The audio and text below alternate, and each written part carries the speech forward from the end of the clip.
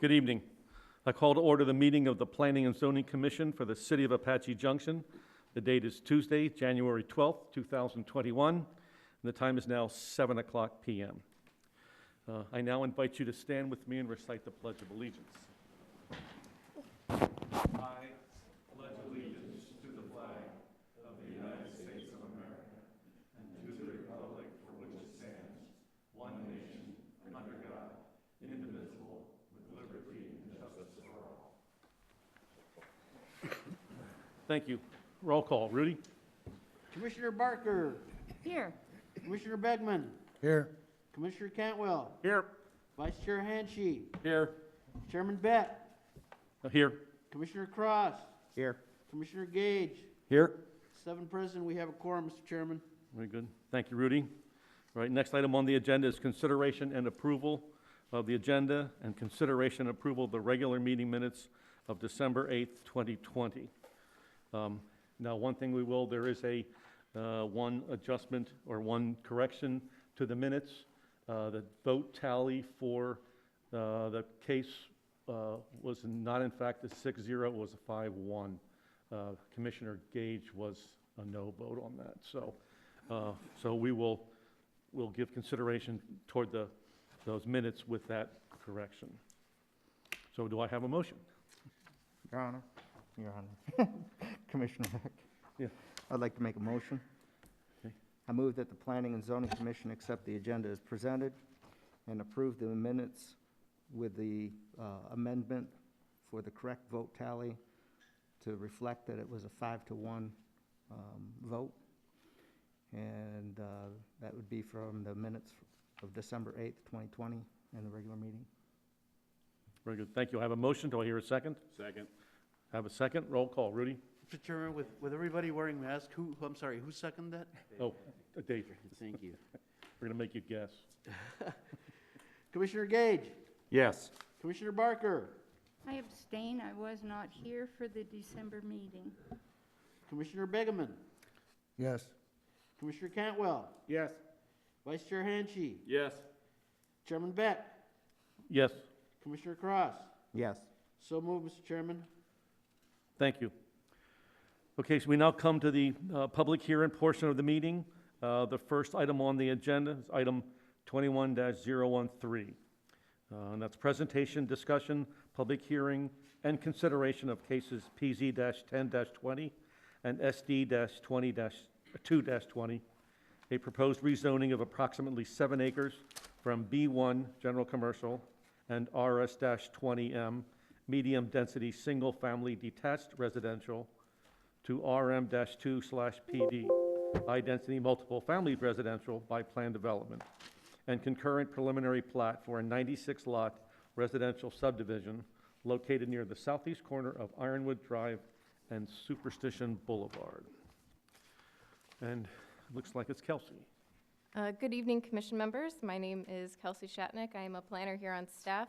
And tonight's presentation is a rezoning and preliminary plat request by Bellaflor Communities for a 96-lot residential subdivision to be called Ironwood Station.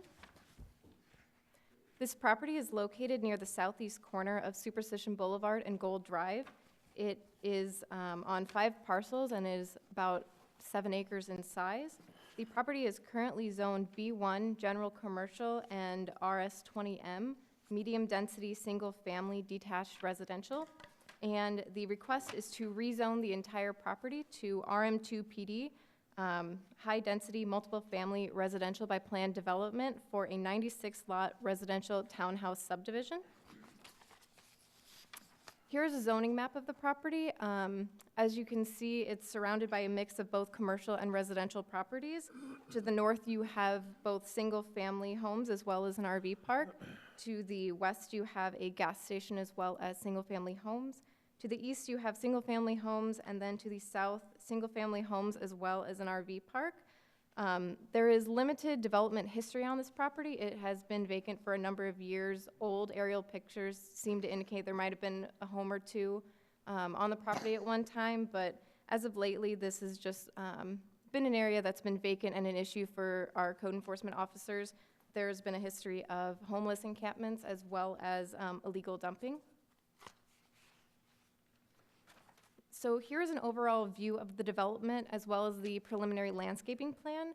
It's kind of difficult to tell from this view, but the homes along Superstition Boulevard as well as Gold Drive will actually face the street to create a more integrated feel with the surrounding neighborhoods. The amenities for this community include a pool, jacuzzi, tot lot, 2 dog parks, as well as a cabana area. And the developer is also going to be adding meandering sidewalks around the property. The main entrance for this development is proposed along Ironwood Drive with a secondary entrance for residents along Gold Drive. So the access point on Gold, residents will be able to access their homes and then guests can use that area to leave, but they will not be able to access the property. They must go through Ironwood Drive. And then along North Ironwood, you can kind of see on this picture the purple kind of right here. There will be view fencing as well as pedestrian gates so that people can easily access the sidewalks. Here are the proposed elevations for these units. You can see that they are limited to 2 stories to try to be cognizant to the surrounding neighborhood. It includes a variety of material types such as painted stucco, siding, brick, as well as articulation on the roof line. And staff worked with the developers to come to this final elevation after multiple design review processes and to get it looking pretty nice. This is the rear of the townhouses. As you can see, it also includes multiple material types as well as 2-car garages. So each unit will have a 2-car garage as well as there will be, I believe, 39 guest spaces throughout the development for people to have their guests park when they visit. As I said before, this is a planned development request, so they are requesting deviations from the base RM2 zoning district. I'll briefly go over them. They're requesting a decrease in the minimum lot width from 60 feet to 22. They are asking for decreased front, rear, and side setbacks, a decreased landscape buffer from 10 feet to 8 feet, and they are asking for a decreased width in both the street and the alleyways. And all of these were reviewed by staff internally as well as the fire district. And the fire district's main note was that because of the decreased widths, they're okay with it. They will just need to place no parking signage around the development to keep those paths clear. In terms of public input, a sign was posted at the site, notices were sent to property owners within 300 feet, and it was advertised in the newspaper. The applicants held a neighborhood meeting on December 15th via Zoom. Staff has received some feedback about this rezoning. We received 1 call from a neighbor wanting to get more information about water runoff, and we referred them to the project engineer to get a little bit more information about that. We also received 2 letters regarding the rezoning request. The first, the neighbor was overall in support of the development and seeing this property be utilized as more than just a vacant lot. But they did have concerns about increased traffic, construction, noise, as well as what that would do along Ironwood Drive and blocking their views of the mountains with the 2 stories. And the second letter also had concerns with height, density, traffic congestion, utility usage, and security. They were not in support of the development. They weren't objected to the site being developed one day. They just were not sure that this use would fit with the neighborhood. And we also know that the owner of the RV park to the south is in support of this development.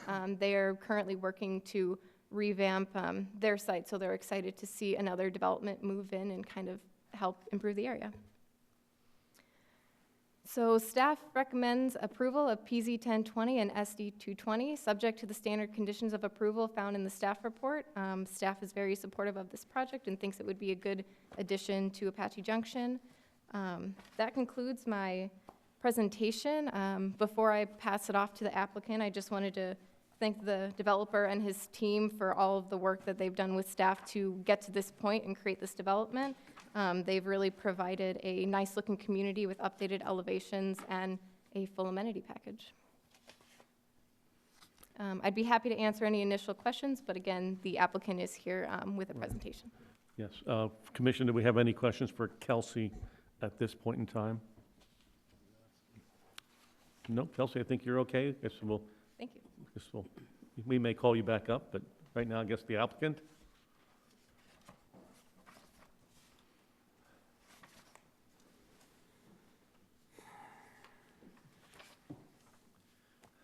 Commissioners, good evening.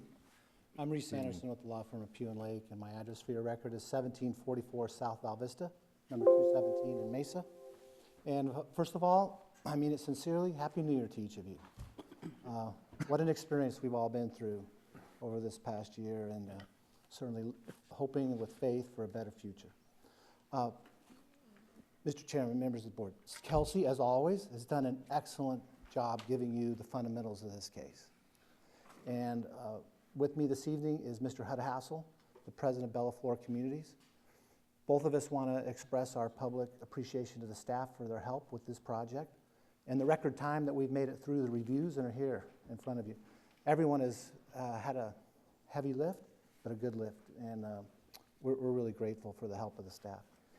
I'm happy to answer any questions. I'm just excited about this project. I really am. I think it's a great fit for this corner. I love the work the architect has done on the elevations with this modern look and the way they've got the materials meeting the code. I'm excited for, the parking ratio is 2.0. That's what required, and here we provided 2.4 because we know parking is always an issue. I really like how those units are faced on the outside on Gold and Superstition to really blend in, but yet the motor courts are behind. Love the fact this is ownership, everyone has a garage. The amenities are well done, and we have a presentation this evening that addresses a few issues, and a lot of it duplicates what Kelsey did. So I just have one question I'd like to raise with the commission and get their thoughts. And if I could have my presentation brought up, please, that would be helpful. Here it is, and do you want me to use the mouse to click forward? Wrong one. Wrong one. There you go. Someone has a magic mouse, and I'm very grateful for the help. If we could just skip forward quite a ways, because you commissioners have seen so much of this. Please keep going. Next slide. Next slide. And of course, if someone sees something, tell me to stop. But keep going. You've seen all of this so far. We were overly prepared. Kelsey did such a good job. Keep going, please. Keep going. Keep going. You've seen all this here. Okay. There was one issue raised about views, and these are from our friends right across the street that attended the neighborhood meeting. They may be here this evening, I'm not sure. But they were asking about views of Superstition. So we use Google Street View just to look due east, right from what would be the center of their property. And if you'll go to the next slide. We estimated the peak of that roof of the existing home to be about 16 feet. We said, hey, that's about an 8-foot ceiling. We drew a red line across there just to say, here's what the view line would be if we built a single-story home. Now, all of us know views are not legally protected. And this is all the way across Ironwood Drive. The good news is, right here at this location, that's where the main entrance is. There's no buildings right there. But even if you were to build a single-story home, the view would be affected. There's just no ifs, ands, or buts about it. And we've sent these on to Jennifer and Andy across the street. So the next slide, please. We tried to show here just a little bit what that building would look, but you would still have that view of Superstition preserved. Next slide. This is the one issue I'd like you a little bit of input from the commission. Stipulation 11, condition 11 reads, any deviation or proposed changes from the original plans associated with the case would require a major PDA amendment.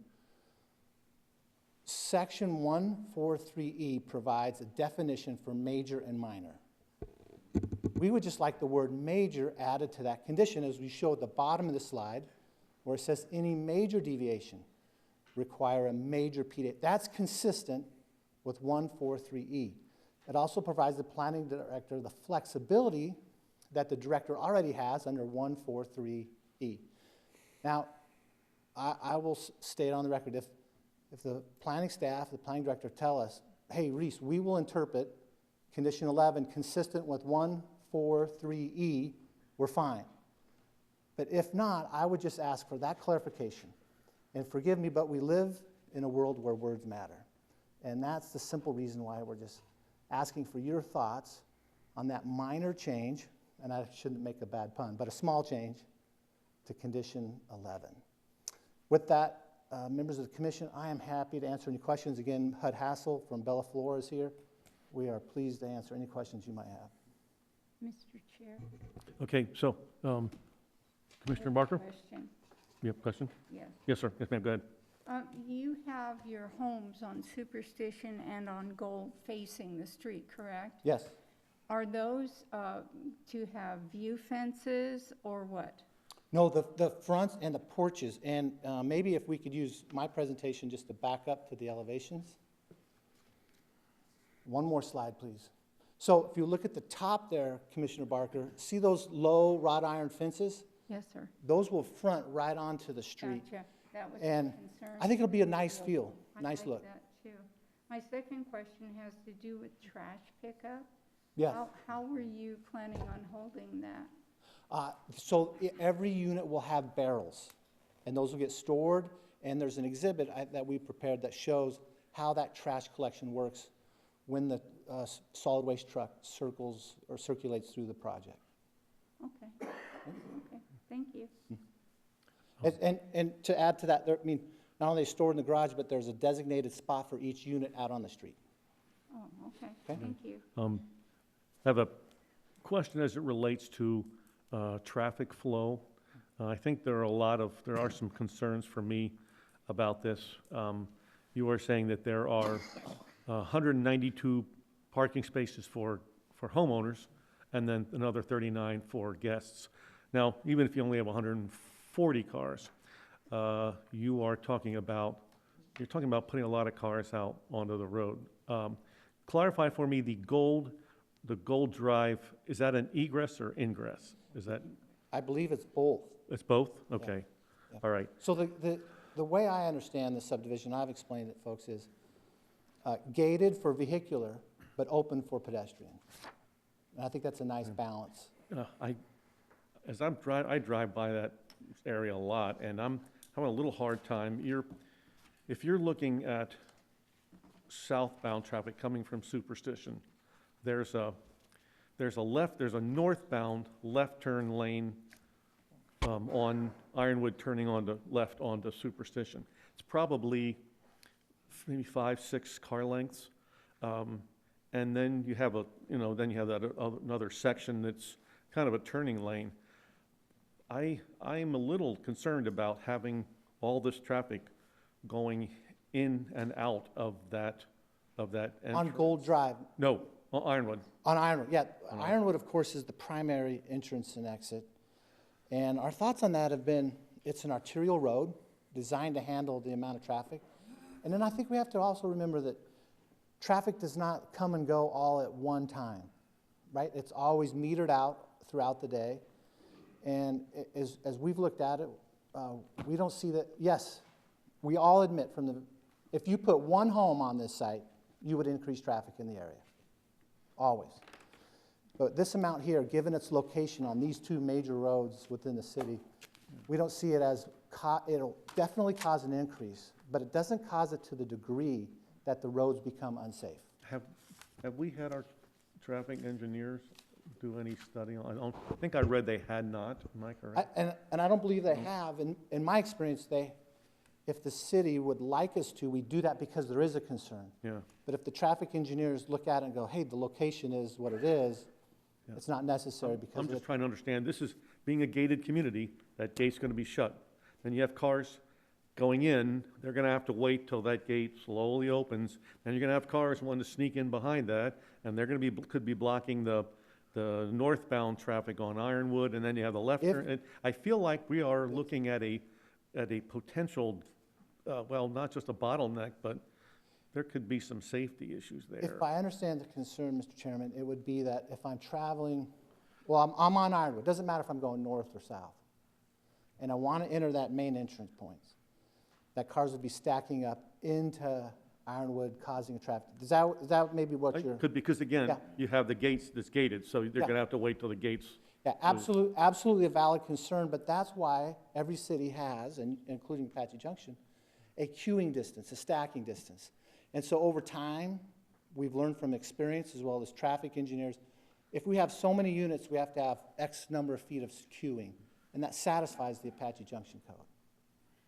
So it's always a possibility. No one can ever say it will never, ever, ever happen. Right. We would be silly to make that. The point is that experience and time have taught us that this right here works.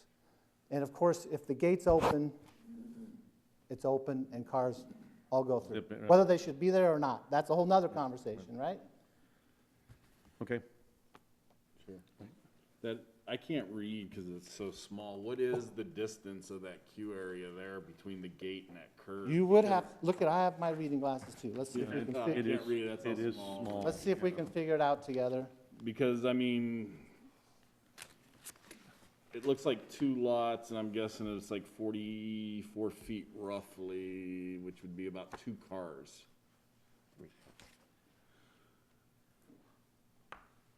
And I'm guessing Remember that's- too that the gate, right, Yeah, is, where's the, I'm guessing it's right about there. yep, and then you have, Right you after have that the ability to turning. turn around and the After that. space between the islands. That's what that's there for. So I would guess that it's right around that 50-foot mark. in her presentation. It's about 2 cars. Yeah, because we, on average, right, we say 20-foot a car. So on this gate for the community, is it gonna be keypad or is it gonna be a pass?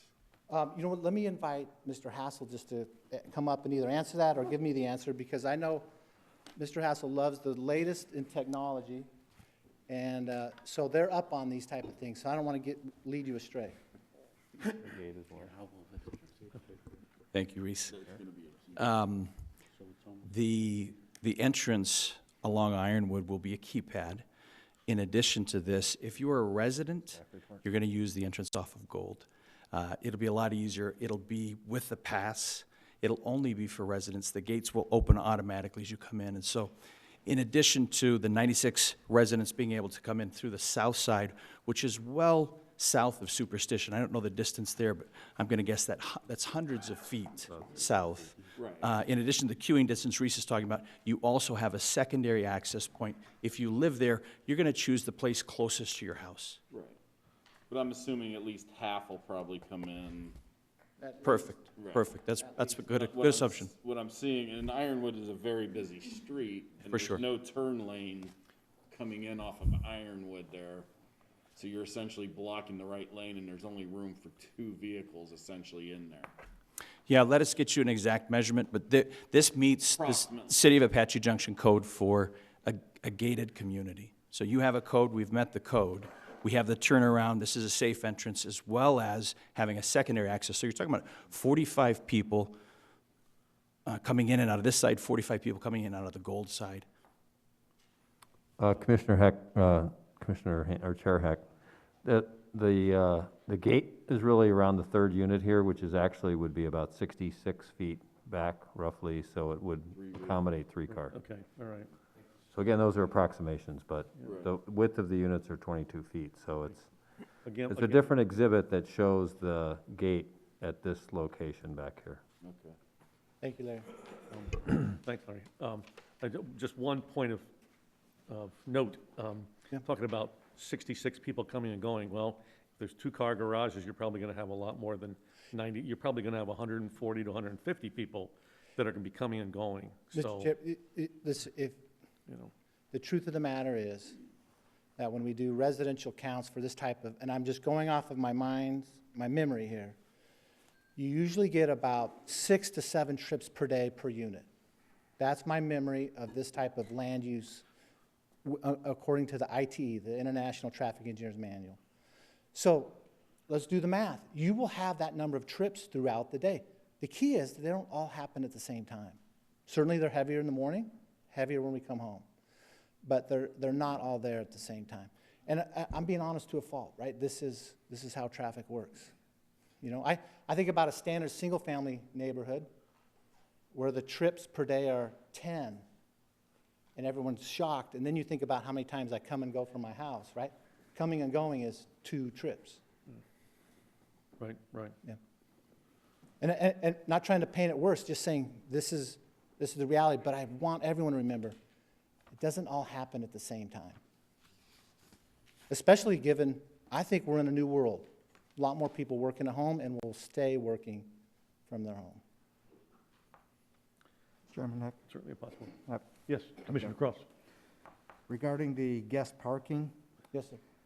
39 spaces for, let's say, Christmas morning, Christmas Day, holidays. Also, construction, or a remodel of a unit. Where will those contractors be able to park?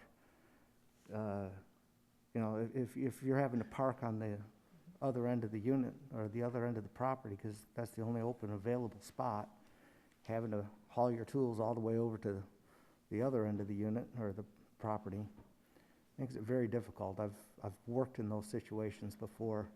It can be a nightmare. I'm wondering if there's a way to accommodate that. Commissioner Cross, I would ask, maybe, I think, Larry, you're controlling the mouse? Yeah. If you could just point out some of the guest parking scattered throughout on the site plan, and you'll see it. We've tried to space that through evenly all the way around. I understand exactly where you come from. I grew up being a contractor too, and so if you have to haul all those tools, I would think that they would unload tools and quickly get their vehicle put in the right spot. But here, I would just go back to remind us, for the code requires 2.0 per unit, and we are at 2.42. So we've thought hard and tried to squeeze in as many of those guest spaces as possible. Other questions? Commissioner Heck, Yes. you've got a wash that runs through this property, and down here on the south end of it, you got a retention pond. Where's the water gonna go when you block it off up on Superstition on the northeast corner? That's a great question, Commissioner Bergman. The key is we're not blocking it off. It enters the site, gets undergrounded through a channel, flows through, and then that same amount of water exits the site again. And that retention basin holds everything that we have on site. You may remember from kind of Drainage 101, off-site flows start at point A where they enter, and they got to exit at point B where they've historically exited, and that volume needs to stay the same, can't be increased. Then you take the other formula, which is how much water falls on the site, and I've got to keep that on site. And that's exactly what's happening here. So you're gonna have an underground drainage going under all of these houses? No, not under the houses. Good question, I'm glad you asked. It goes right down that road. And it's in a culvert right under the road like we do on a lot of other projects. Okay. But I'm glad you asked. Thank you very much. Chairman? Yes, yeah, go ahead. Okay, a couple questions for you. Related to the retention pond, that is designed to hold how much? You know, if we get, is it 1 inch, 2 inches, 4 inches in a 24-hour period? I don't know what this. Yep, I'm gonna ask the staff to tell me what the precise standard is. It's usually a 100-year, 2-hour event, and I'm gonna look to the staff to say, please correct me if I'm wrong. Well, I don't have it exactly, but I know north of Baseline Road, we have a lesser standard because of the historical development of the city. Everything south of Baseline has to do the 100-year, 2-hour. I think we're at the 10-year, 24-hour storm. 10-year, 24-hour storm north of, for this older historical part of the city. Thank you. The point is, whatever it is, I promise you our EPS group, our engineers have complied and city staff has signed off. Okay, and then in terms of the houses, the ones along Superstition and Gold will be facing those streets. In other words, the front entrance is off of the main street, but guest parking is behind it. How will people get from the guest parking to the front door? So if you look closely between each of those units, no, for lack of a better label, pack, row of houses is 6. So you would just walk through, ring the doorbell, and on you go. Okay. Yeah, because it's, remember, as I described the project, gated for vehicular, but open for pedestrian. So you don't have to have a special gate code to force someone to walk a long ways to get there. So the front entrances will actually open directly onto Superstition? Yes. There'll be a fence Right. out there, but you'll have direct access, it will Well- not be gated out there. And the fences are really just your front courtyard. Right.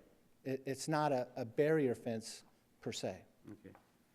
Also, having lived in a townhome before, Same?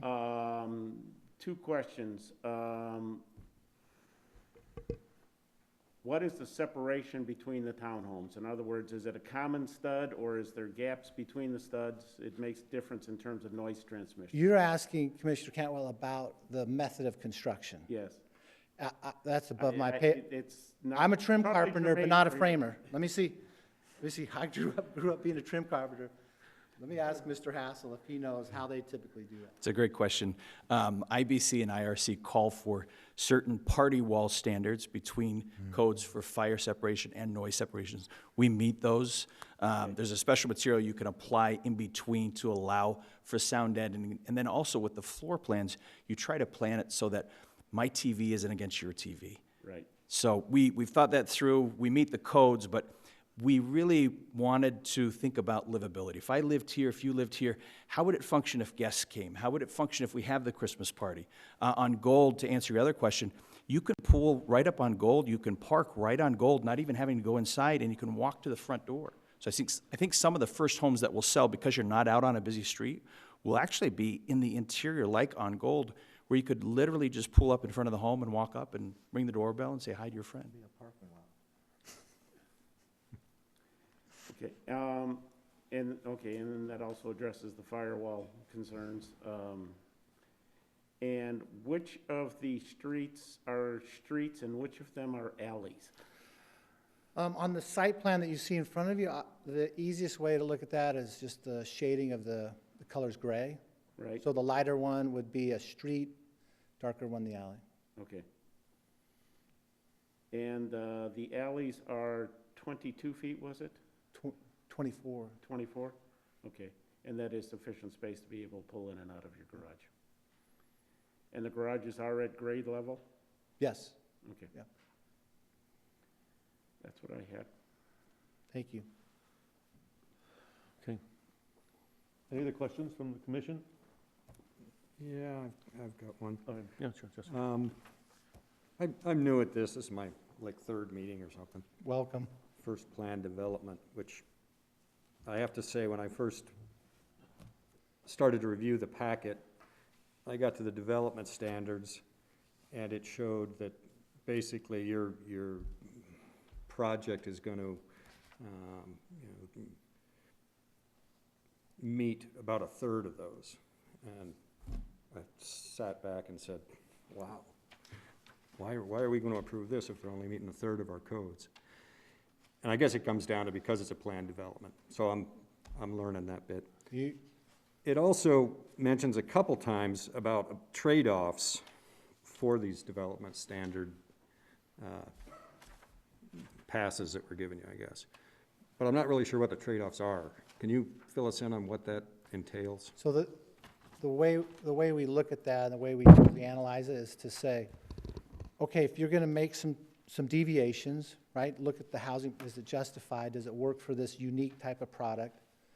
And then we start to say, can we enhance this through some better architecture, some more enhanced site design, some more unique characteristics, such as fronting onto some of these streets. You look at the amenities here, which are above a normal or standard level that you might get in a multifamily project. And so those are the type of things that we usually look at when we're in a PD or a PAD kind of posture. Okay. And it's a fair question to ask. The same one, on those development standards, right? Because you see it, you have to back up and realize that code wasn't set up for this specific type of setup. Mm-hmm. Yep. I got it. And then a couple more. In your amenities area, you've got a couple dog parks. Are those glorified retention basins, or are they standalone dog parks? I'm going to ask Mr. Hassel to come up because I know they take a lot of pride in these, and I think he could describe it better than I could. He's going to be mad at me for calling him up here so much, but honestly, I get to charge an hourly rate tonight. Yes, it's quite offset by now. I'm kind of happy when we get to No, question that gets him up honestly, there. I don't mean to belabor the point, but I know they take a lot of pride in their design of these because I've sat in those meetings. It's a great question. Thanks for the question. From our residents, one of the top amenities they ask for first is a pool and a jacuzzi, of course. In this case, we provided that. We've got the fire pit area. We have a wonderful tot lot area. As you go south, it's a small pet park and a large pet park. So everyone nowadays seems to have dogs. Some have large dogs, small dogs. The small and the large sometimes don't get along. And so what we've created there is called an anti-pen. And the anti-pen essentially is a way to double gate the setup. There's a washing station so you can clean your pet, do what you need to do there. But it's not just a glorified basin. We are using the basin for our pet parks. I think it's a good use for them. But it is truly dedicated, fenced, separated, small pet park, large pet park. Okay. Thank you. And then also, there's mention of a utility easement that needs to be eliminated. What's that all about? I actually know about this. Okay. Why don't we, where you go, here's the site plan, and, man, I wish I could point, but Larry? You want the aerial, or? No. If we were to go to that, where the not, yes, Larry, thank you. It runs up the middle. That's a historical one that was created when these old lots were created, how many decades ago? I can't remember now. It's 40, 50 years is my guess. If I'm wrong, I'm off by a couple decades. It's been a long time. And it's just sat there. There's nothing in it that we're aware of. It just is a paper easement that needs to be taken care of. Okay, so it's not an SRP easement, or it's just called out as No, utility easement? my memory is that it was dedicated on the original plat for this area. And Arizona Water, but, yeah. Arizona Water has facilities in it.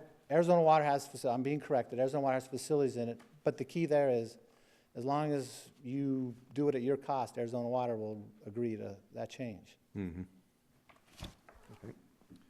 A But question? the key that maybe you're also thinking about, this is what I get a lot from residents, is will service be interrupted? The answer is no. Question related to the HOA. Yes, The HOA, I presume, will be responsible for maintaining all the amenities, pool, all of that, tot lot, landscaping, and roadways as well? Mr. Chair, the answer is yes. It's everything except for the interior of the units. That's how these would work. Right, okay, all right. Okay. Any other questions from the commission? Addressing one of the other issues, since these are townhouses, the owners will own each section of the house. So if there's 6 townhouses in a building, then there's 6 different owners, and most of them will be owner occupied. That's right. And that's why the setbacks and so on, because your setbacks are 0 because they're attached. That's right. Where most of the setbacks That's- are based on single family. That's exactly right, including, I mean, you look at, for example, on Gold, there's movement as the porches come in and out. Yeah. But you have to measure that setback from the closest point. So it looks and feels a little worse than it really is, because you just have that front porch undulating as you come in and out down that row. Yeah, and my preference is, I'd like the townhouse concept over an apartment because they are owner occupied and then they tend Absolutely, to be yep. maintained better. Yep, and in this case here, again, they own, and they also own that lot underneath them. Yeah, it's not like a condominium where that distinction would be you own that cube of airspace. You own that lot. I have one more question. Okay, yeah, Mr. Cross? Are the units going to have fire sprinkler systems, and if not, is it being considered based on the density and the access points for getting in to fight a possible fire with the fire district? It's a great question, and I've now lost money on the evening. We will build them according to code. In Apache Junction, as in other cities, you follow IRC and IBC 2018 is the most current code. We'll build that to code, which gives you the option. So with Arizona Water, we are putting in 2 distinct water systems.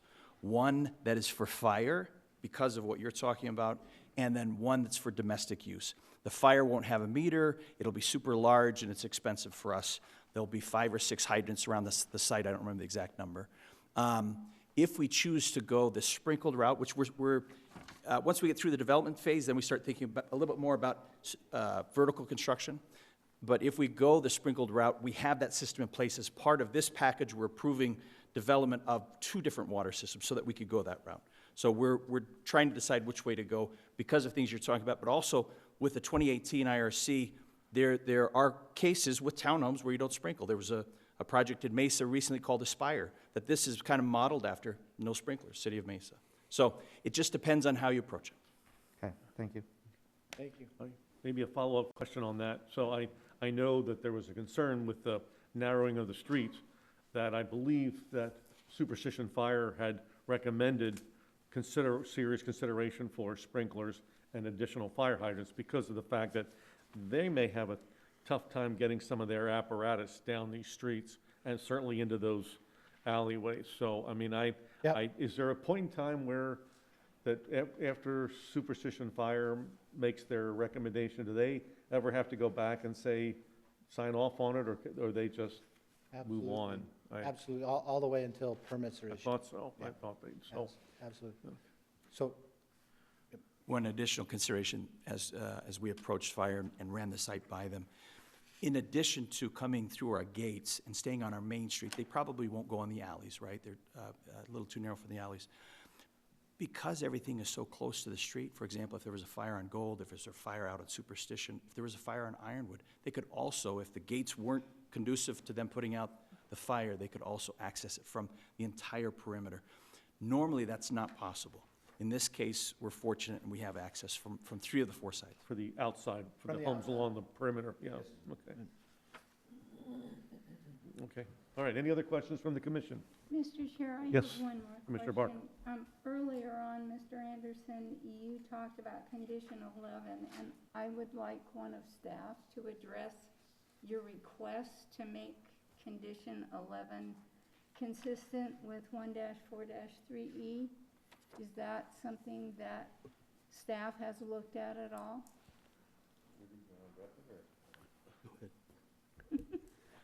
We don't have a problem with clarifying it. Okay, That's fine. thank you. thank you. Thank you. Wait, but I'm sorry, clarify it to me, to To make it change it, a consistent. major, the plain, Yes, to add the word major. It would read any major major. deviation rather than just any deviation. okay. Okay, any other You're the questions? English teacher, so I'm going to go with you, so. Larry. Still have to put up with it. I learned my lesson 6 years ago, so I'm going to go with what you're going to say.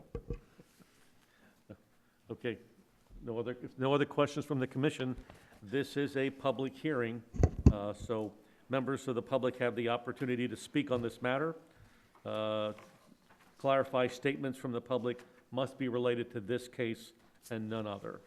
If you want to come forward, once recognized by the chair, please come down to the podium, state your name and address for the record, and then present your statement. Please speak into the microphone, and you have a 5-minute time limit per speaker. So, do we have anyone wishing to make a statement? Some young lady in the back there.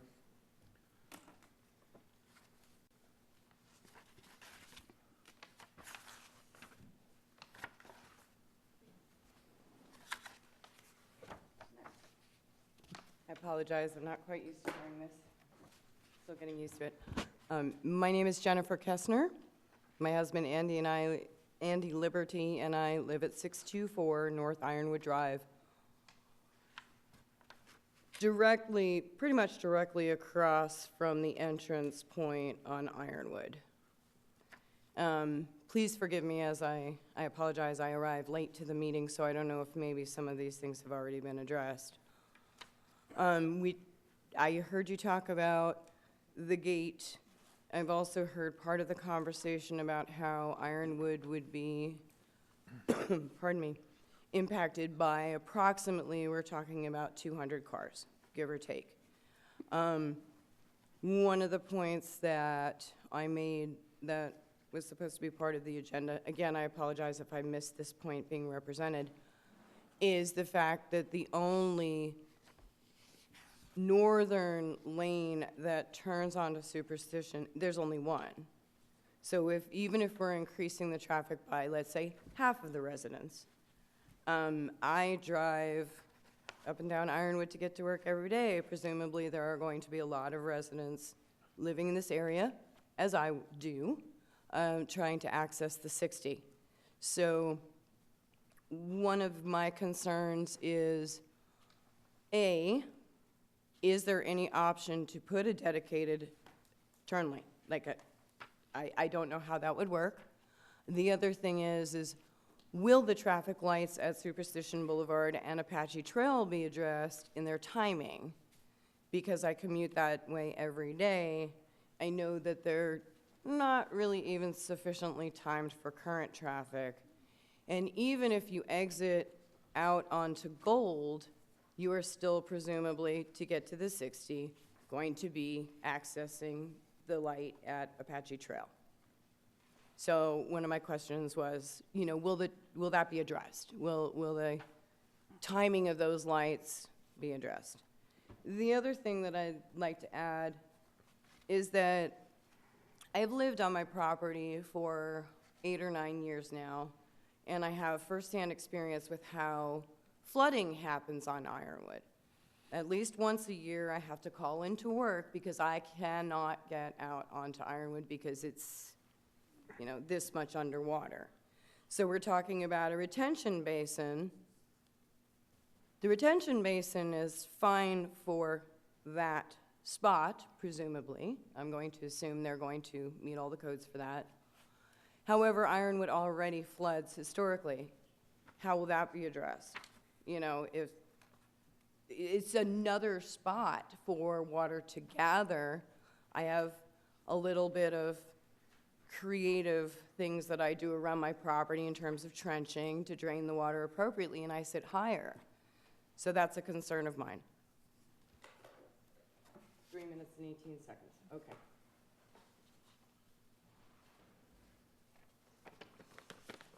I know that there has been a lot of talk. Okay. I understand that these are 2-story townhomes. I understand that I don't have a view easement, but it does concern me personally that 2-story townhomes going in directly across the street from my house are going to obliterate my view of the Superstition Mountain. Again, that's just a personal thing, probably nothing the council can do anything about. I wonder, oh, that brings up another thing. Because I live directly across the street from this proposed development, okay, they're going to have to put in new water and waste lines in the middle of Ironwood.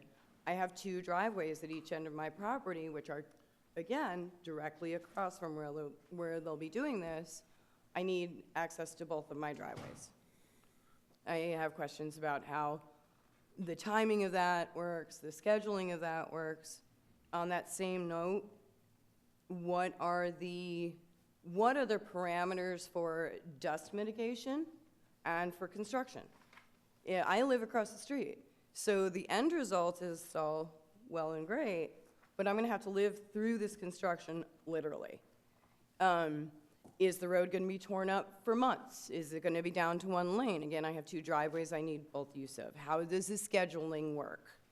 What are construction hours? What is the dust mitigation? I happen to have lived across the street from a major development once before, and literally the dust was insane. And the way they got away with it was they did the construction at night. So I have a personal experience in understanding that, well, in expecting to know what the parameters are.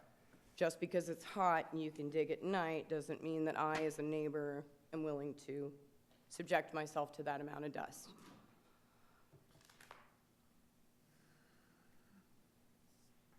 I think that is pretty much it. Thank you so much for hearing me. I appreciate your time. Thank you. Thank you very much.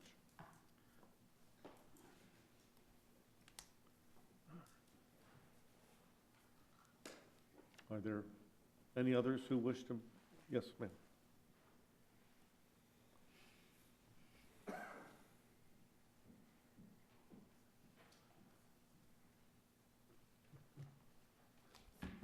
Good evening, ladies and gentlemen.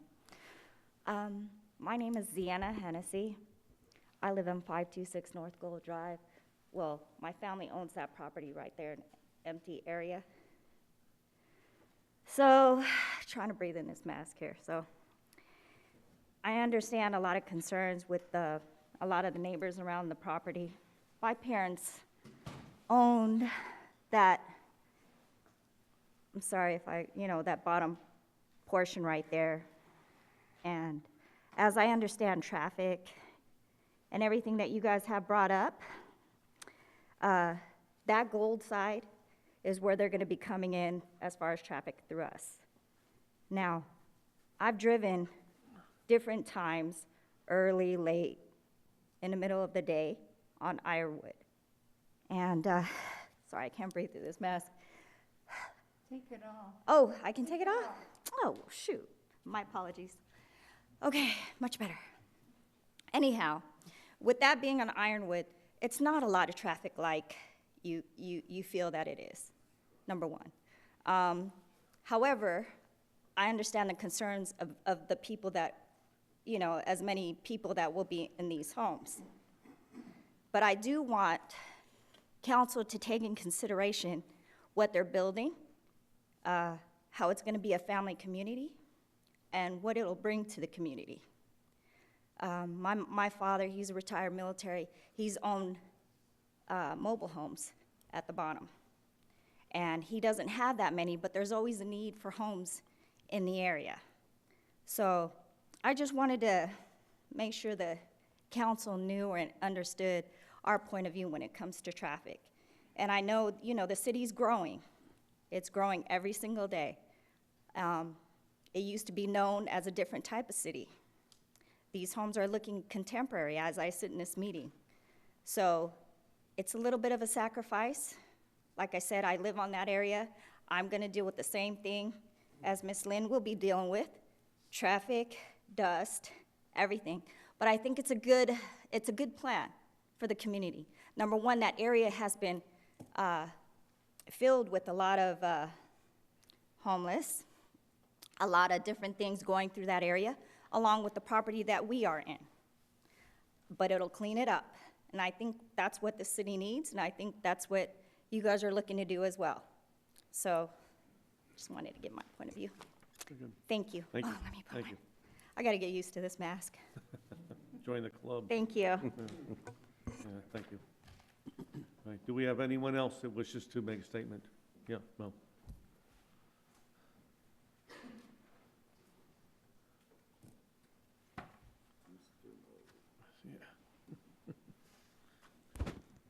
Mahmood Mayuddin, 2304 North Cortez Road. We have a lot of growth going on in Apache Junction. Apache Junction is starving for multi-family home. Right now, there's a lot of builders, a lot of people looking at that space, just like a Mesa, filling it up every corner. That's a great thing. More population, we have more tax dollars coming in this town. And you guys realize that there's more and more property has been rezoning from commercial to the residential. Some areas are suitable, some areas not. But this, when you travel on Main Street, there's a lot more lights. A lot of people don't travel that way unless they have to do shopping. If they are passing through, going to the post office, because that's going to be a lot of traffic on that place because Social Security office over there, plus that you have a post office over there, plus there are more access traveling that way. To a lot of people travel on that road, going to get on 202. And more property, the multi-family home coming, just keep you in consideration. A lot of time, this planning and zoning and the city official talk about it if it's get busy, and then they ask for the access lane. If you guys gonna approve that one, that's wonderful, more population, more people coming in, generating more tax dollar. But just keep in mind, these roads gonna get busy. If they are spending few $1 million, they can afford about $50,000 to $60,000 per access lane on that location for entrance and exit. That would be benefit for the long run. Thank you. Thank you. Anyone else that wishes to make a statement? Okay. Seeing none, I'll now close the public hearing. We'll open it up now for any additional discussion from the commission. What are your thoughts? Also looking at these findings of fact for the plan development and the minor, or the now major general plan amendment.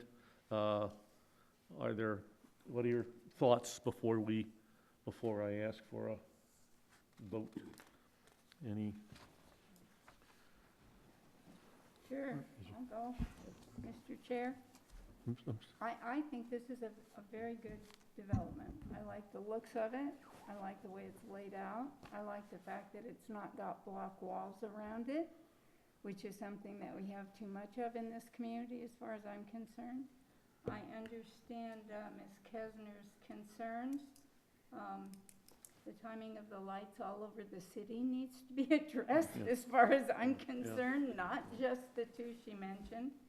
I think that Mr. Anderson and HUD both addressed the flooding issue, and I don't see that this would increase that at all, nor do I see that it would decrease, because sometimes we do end up having Ironwood partially flooded, and that's something that I don't think this development would interfere with.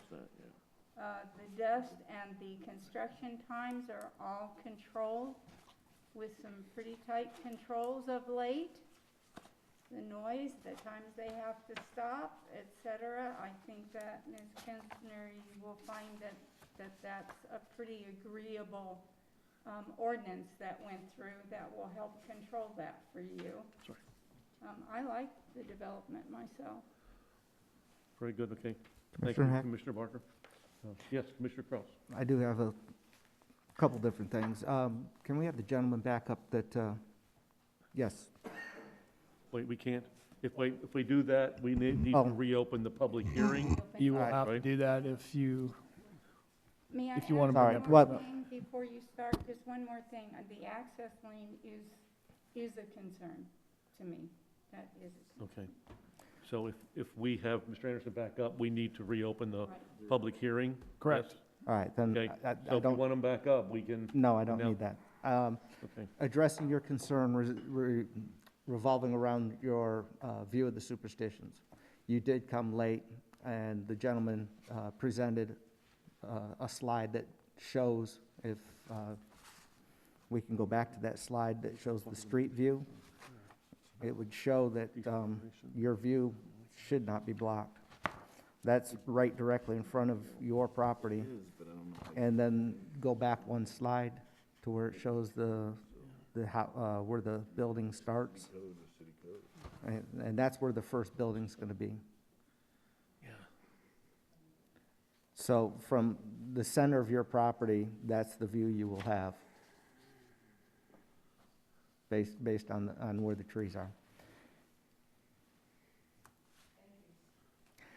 And hoping that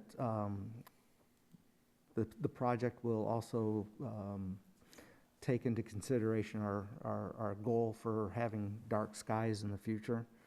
We are moving towards that. We do have a fairly good dark community to begin with, and I would love to see it continue that way and even get better at being a more of a dark sky community.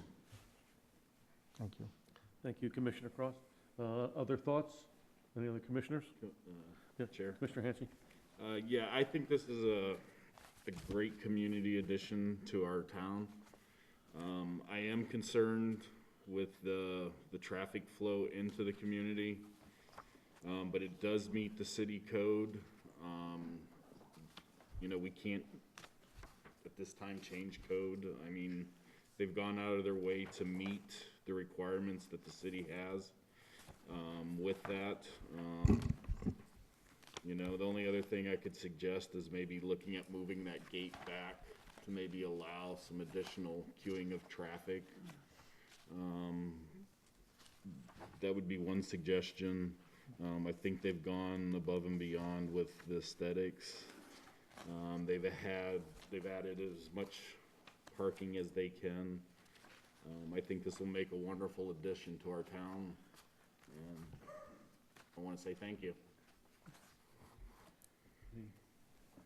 Anyone else? Don't have to. if you I'll, don't. I'll go, yeah. Okay. I go back to the, the development standards that we're giving them a pass on 60% of our standards in our code. And basically deferring to you guys, you're recommending this project, and that the fact that we're giving them a pass on these standards is okay because of their design. I do believe there's gonna be a lot of growth, and it's coming. I mean, we've got developers to the south of us that have just spent $250 million for the property down there. So I think we're gonna see a lot more growth like this. In your text, under the land use element, there's a statement that the developer believes that this construction of this project type will prove a catalyst for similar quality projects. And I guess I hope that we're looking at our code so that we don't have to give developers this much of a pass on our development standards. The next case is very similar to this one, and it's the same thing. We're giving them a pass on a lot of our standards. So do we need to review our code and revise our standards so that you're not putting me in this position to vote yes for something that's getting a 33%, So I'm in favor of the project, but I hope you guys will look at that, and we are putting a lot of trust in that you're not selling us short on the quality and standards that we expect. So. I could maybe, Mr. Chair, Commissioner Gage. So Rudy could probably answer this better than me, but, because he's been here for a couple of years, in that the city, when we were incorporated, our first zoning code, I think, was 1985, is that right? So there, we incorporated 1978. We essentially inherited a county zoning code, tried to apply it to the city. So we have a lot of development that looks like it's under old county regulations. The city code, and has been amended, the last time was in 2014, and we're certainly looking at it again and upgrading some of these standards. But I would say, Rudy, 60, 70, 80% of the projects come through under the PD, because it does give the city some negotiation ability in terms of the quality of the development for amenities. It's not codified, though. It doesn't say, you were going to give us a pool and not a jacuzzi, so we want the jacuzzi. So it's not that like that. So it is, but I think Mr.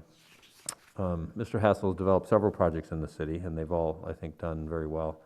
And he does have an attention to detail. And I think we can go back and look at a lot of other projects and say, we could have done better in terms of amenities. But again, as the city matures and grows and gets more sophisticated, I think these types of projects now, we can say when the next person comes in, you have to do, where the new bar is, where the bar is raised to. So I think, but ultimately, I guess to answer your question is yes, we are working on some, Sydney's not here tonight, but working on some development standards where we can ensure some quality.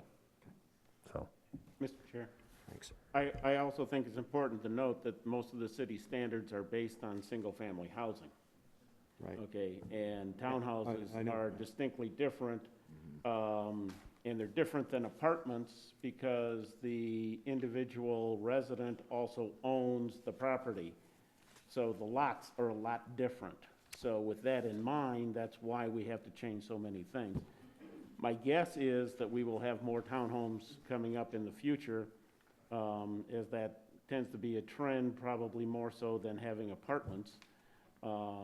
And I would tend to prefer townhomes over apartments, and we may have to develop some standards eventually for townhomes. But, I think this is going to be a very, very good project for everything that I've seen. And I like what we're seeing with it. Good. Thank you. I guess from my standpoint, I would generally agree with the other commissioners. I do think this will be have a positive impact on our community. I share the concern with regard to the traffic. I'm trusting that there has been enough planning to take into consideration of that part of it. You know, that Ironwood Drive is 40 miles an hour, and you can pick up some pretty good speed along there, and I'd be concerned if folks are having to hit the brakes hard for the folks turning in. But I know it does meet the code. Again, while I think it is great that we're getting more rooftops for folks to live in Apache Junction, I'm also concerned I don't want to lose all that space for, light industry, that sort of thing. I know that's probably going to come up in the next case, but I do think this appears to be a very positive impact for the community, and I think it does follow the general plan. So that being said, I will look. We're actually going to have to consider two cases here, therefore two different motions. Do I hear a motion on case PZ-20 or 10-20? That's the motion for the plan development rezoning. Mr. Chair, Yes. I move that the Planning and Zoning Commission recommend to the Apache Junction City Council to approve of the plan development rezoning case PZ-10-20, a request by Bella Flor Communities LLC, owner, represented by Reese Anderson and John Gillespie of Pew and Lake PLC, applicant, for a 96-lot residential subdivision tentatively to be named Ironwood Station, located approximately at the southeast corner of Superstition Boulevard and Ironwood Drive, for B1 general commercial and RS-20M medium density single family detached residential, to RM-2 PD high density multifamily detached residential by plan development, subject to the following conditions. There are 11 of them. We don't have to read them out, and we're going to make the one change on number 11, add the major development, or major deviation. Second. Okay, I have a motion. Do I hear a second? Yes. Second. Roll call. Rudy? Chairman Heck, Yes. Commissioner Cross, Yes. Commissioner Gage, Yes. Commissioner Barker, Yes. Commissioner Begeman, Yes. Commissioner Cantwell, Yes. Vice Chair Hanchey. Yes. So moved, Mr. Chairman. This will go on to City Council with your recommendation of approval with the conditions and the change to number 11.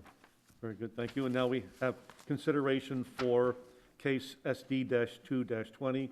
That's the motion for the preliminary plat. So do I have a motion? Yeah, it's somewhere. Okay, I move that the Planning and Zoning Commission recommend to the Apache Junction City Council the approval of preliminary plat case SD-2-20, a request by Bella Flor Communities LLC, the owner, represented by Reese Anderson and John Gillespie of Pew and Lake PLC, the applicant, for a 96-lot residential subdivision tentatively to be named Ironwood Station, located approximately at the southeast corner of Superstition Boulevard and Ironwood Drive, subject to the following conditions of approval. And I think all of these stand as presented. Very good, thank you. I have a motion. Do I have a second? Second. All right, I have a second. Roll. I'm sorry, who was the second? Commissioner Hanchey, Commissioner Hanchey, thank you. and then roll call. Rudy? Vice Chair Hanchey, Yes. Chairman Heck, Yes. Commissioner Cross, Yes. Commissioner Gage, Yes. Commissioner Barker, Yes. Commissioner Begeman, Yes. Commissioner Cantwell. Yes. So moved, Mr. Chairman. Very good, thank you. Thank you to all. And now we have another presentation, but if I could ask for a 5-minute, can we get a 5-minute recess? Can we take a 5-minute break? Thank you.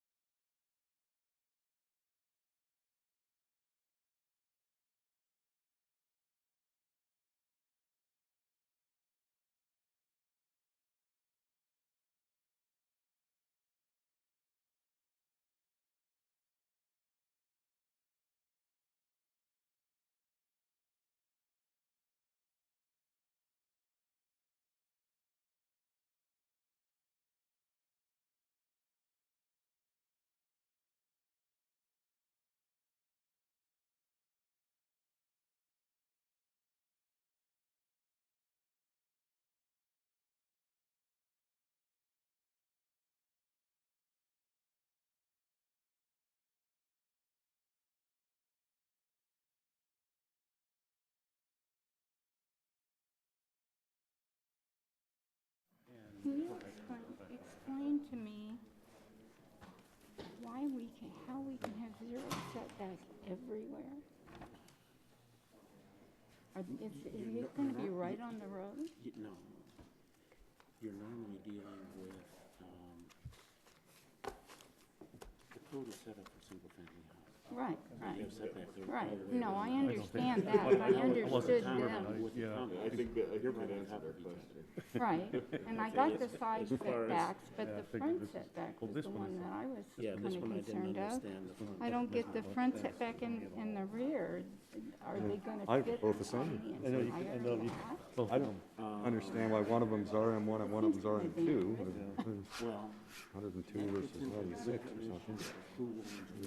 Yeah, Yeah, all right, well, good. well, no, but I mean, with the. All right, I'll call the meeting back to order. in the property under- Thank you. Next portion of our public hearing will be item number 21-016, which is presentation, discussion, public hearing, and consideration of case PZ-1-20, a proposed rezoning of approximately 7.93 acres from B4 Business Park to RM-1/PD High Density Multiple Family Detached Residential by Plan Development, and a minor general plan amendment from Light Industrial Business Park to High Density Residential for a 107-lot residential subdivision for the properties located on the south side of Old West Highway, east of Royal Palm Road, and west of Tomahawk Road. And we'll have Nick. Yes, good evening.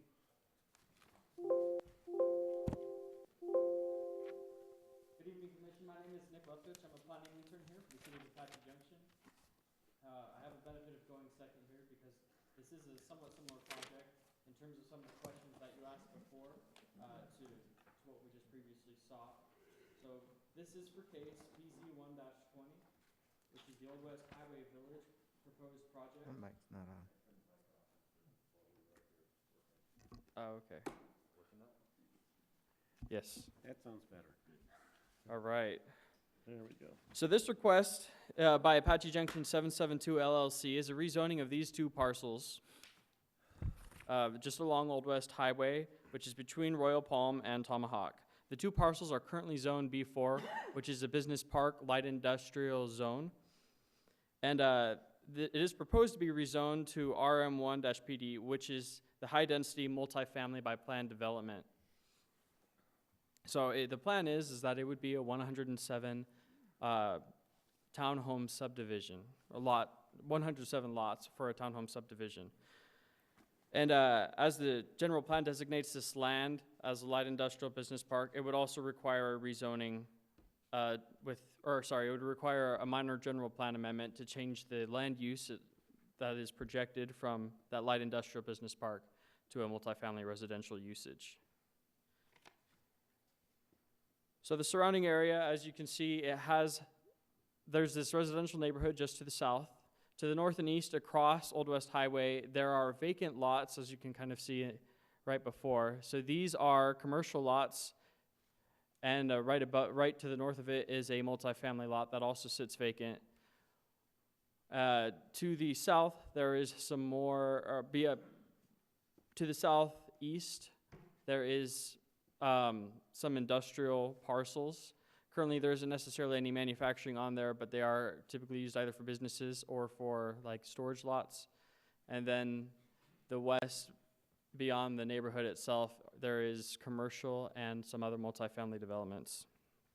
So historically, this lot has sat vacant for a couple decades, and before that it was used as a driving range where it was still undeveloped, but someone was operating business on there to kind of shoot some golf balls out. But essentially, this has always been an undeveloped parcel. As you can see here again on the general plan map, it reflects a lot of the same information as the zoning map, the same kind of uses as what I just described. And it should be noted that the current B4 Business Park zone authorizes uses such as warehouses and manufacturing and other intensive uses that, in terms of comparing the different developments and the different impacts, the industrial use may be more impactful to the neighboring residents, and so that was one of the things that some people were worried about. and they may discuss, but I want to keep that in mind. So this is a site plan. I want to note also that this case is not at the same point in development as the case we just barely reviewed. This is just a rezoning. They are not submitting a preliminary plat yet. So all this is semi-conceptual. We are expecting the final product to look like what is being presented, but right here, we are not actually seeing a fully engineered plan. The lots themselves are still subject to some manner of change, but this is showing a proposed layout. The idea is that the primary entrance, and actually the only entrance proposed, is this entrance right off of Old West Highway. There is going to be a deceleration lane and an entry lane right here. And this up here to the north is an egress-only exit. So that driveway will enter out onto Old West Highway. And currently, under the current version of this plan, that is just an exit to have no entrance there. So I know that there may be some concerns there, and the developer may wish to speak about that. In terms of the layout of the plan itself, the idea is that these units will face each other so that there will be a common area in between, and the units will have open space in between them. The units alongside Old West Highway will face out onto the highway and face the mountains.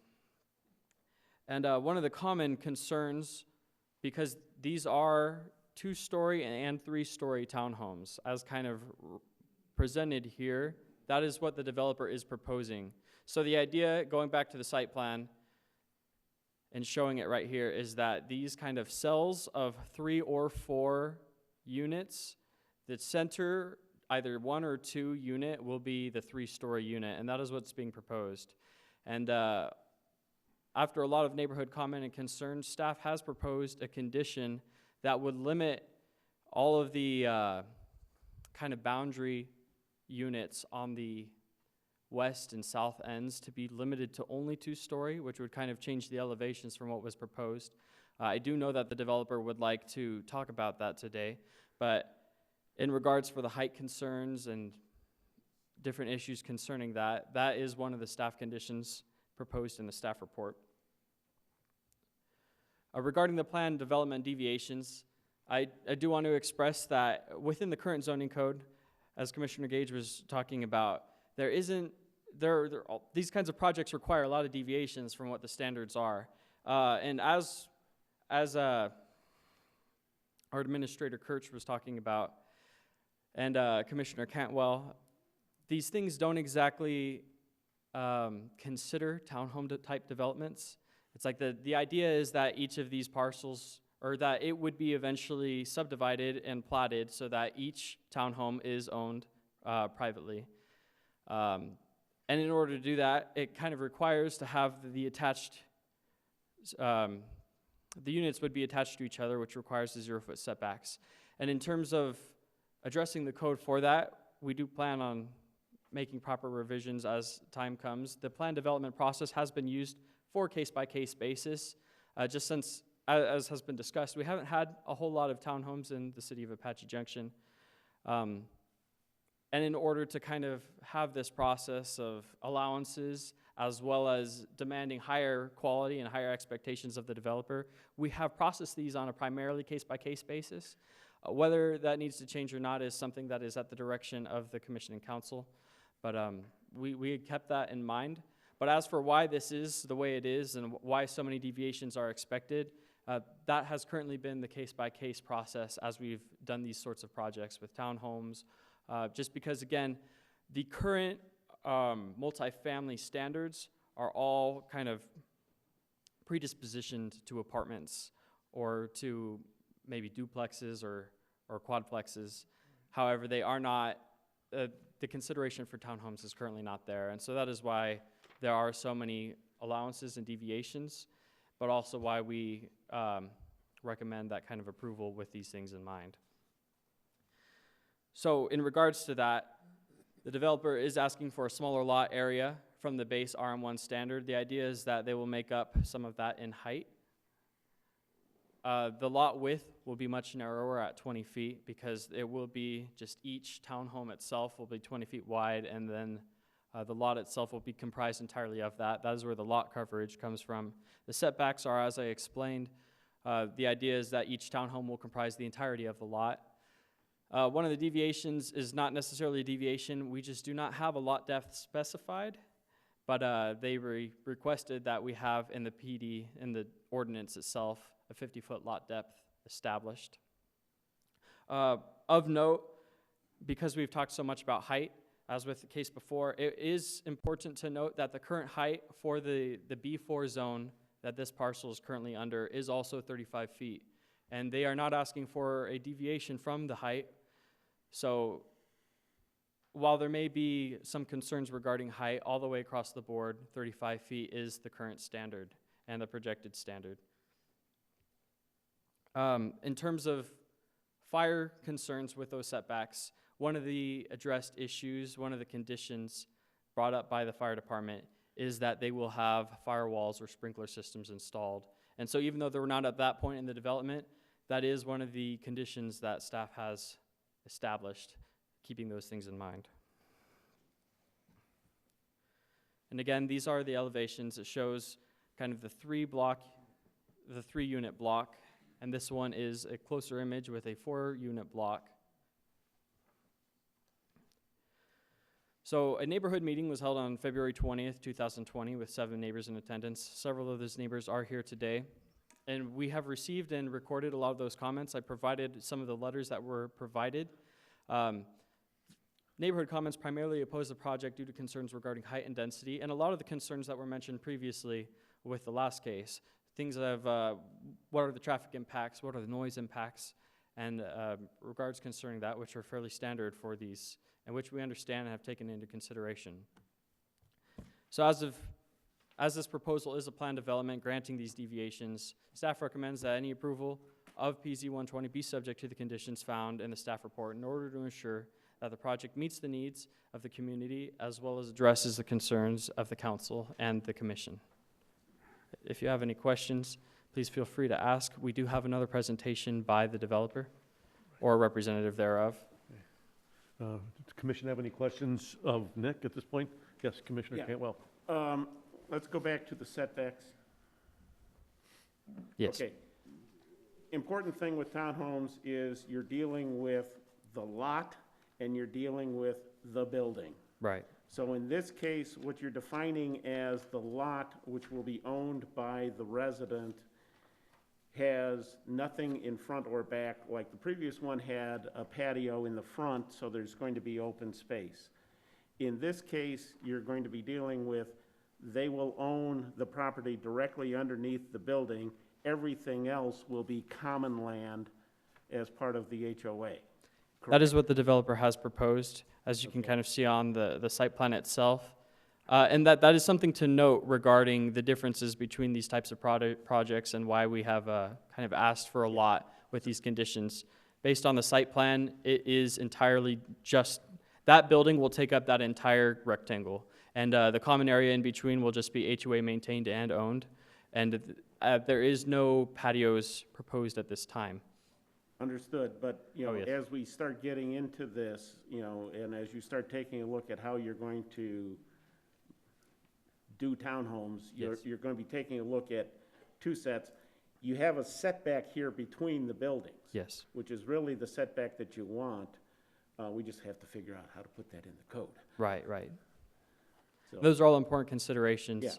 Yeah.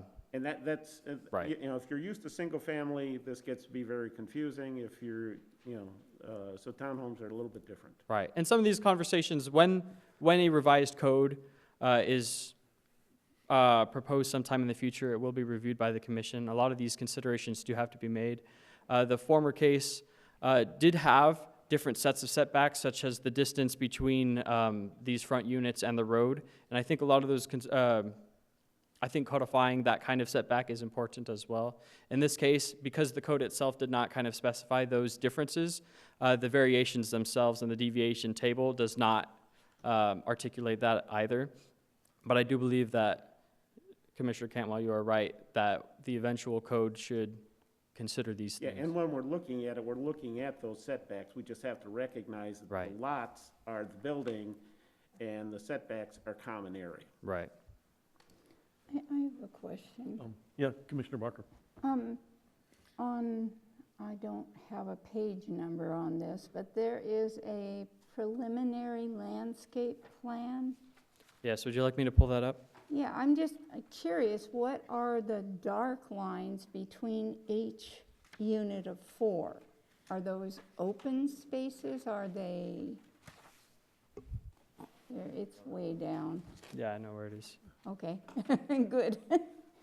I was searching for a page number, but couldn't find one.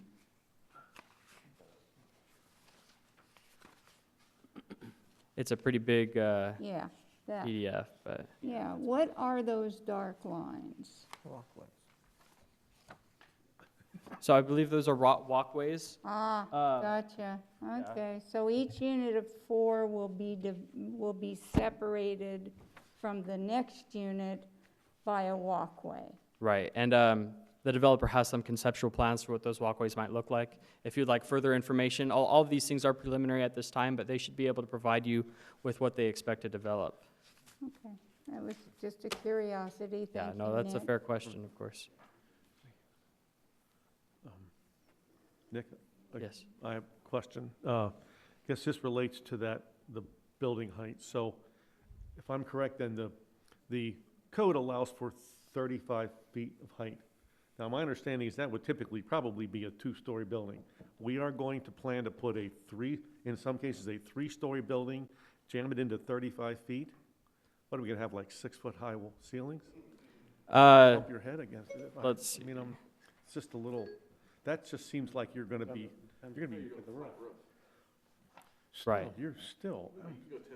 10 foot. That's 30 foot. But that's 10 foot, you've got to have in between, you got to have, I mean, we've allowed 35 feet for 2 stories. I just figure that somehow that's going to be, you're going to be cramming in that, I don't know, that just seems. Right, no, that's a fair consideration, and I don't know. I think the developer may be able to discuss that. That was one of the issues that we had presented when we performed several rounds of review. If you may recall, this project first came to the commission February of last year.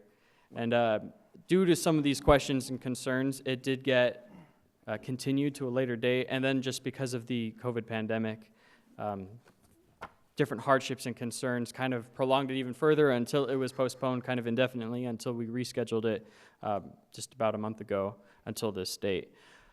But that was one of the things that came up repeatedly in the reviews. And because of the preliminary nature of this, we do believe that we'll be looking at further into these details at a later date. But that is something important to consider. I'm hoping that the developer will give us a little more detail on that. Right. Commissioner Heck? Yes. So on the maximum, is the height at 35 feet, is that a maximum height? It is Or is maximum. that a 35-foot average height? Yeah, maximum. Maximum height. The code does specify that. The older code used to be an average, but currently the code does codify a maximum height. It cannot go higher than that. That answer your question? Yeah. Okay, all right. Any other questions for Nick? No, none. Okay, that being said, I guess we'll have the applicant.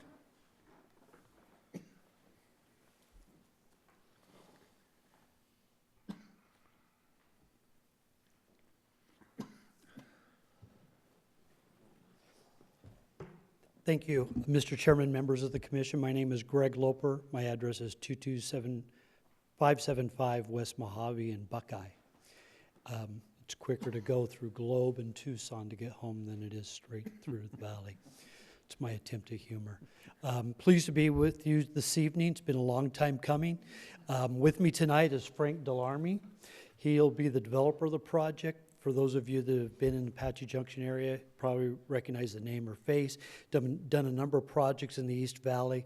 Most notably, today in Apache Junction is Superstition Mountain Estates, which is a semi-custom home development that's near the rodeo grounds, upwind, of course.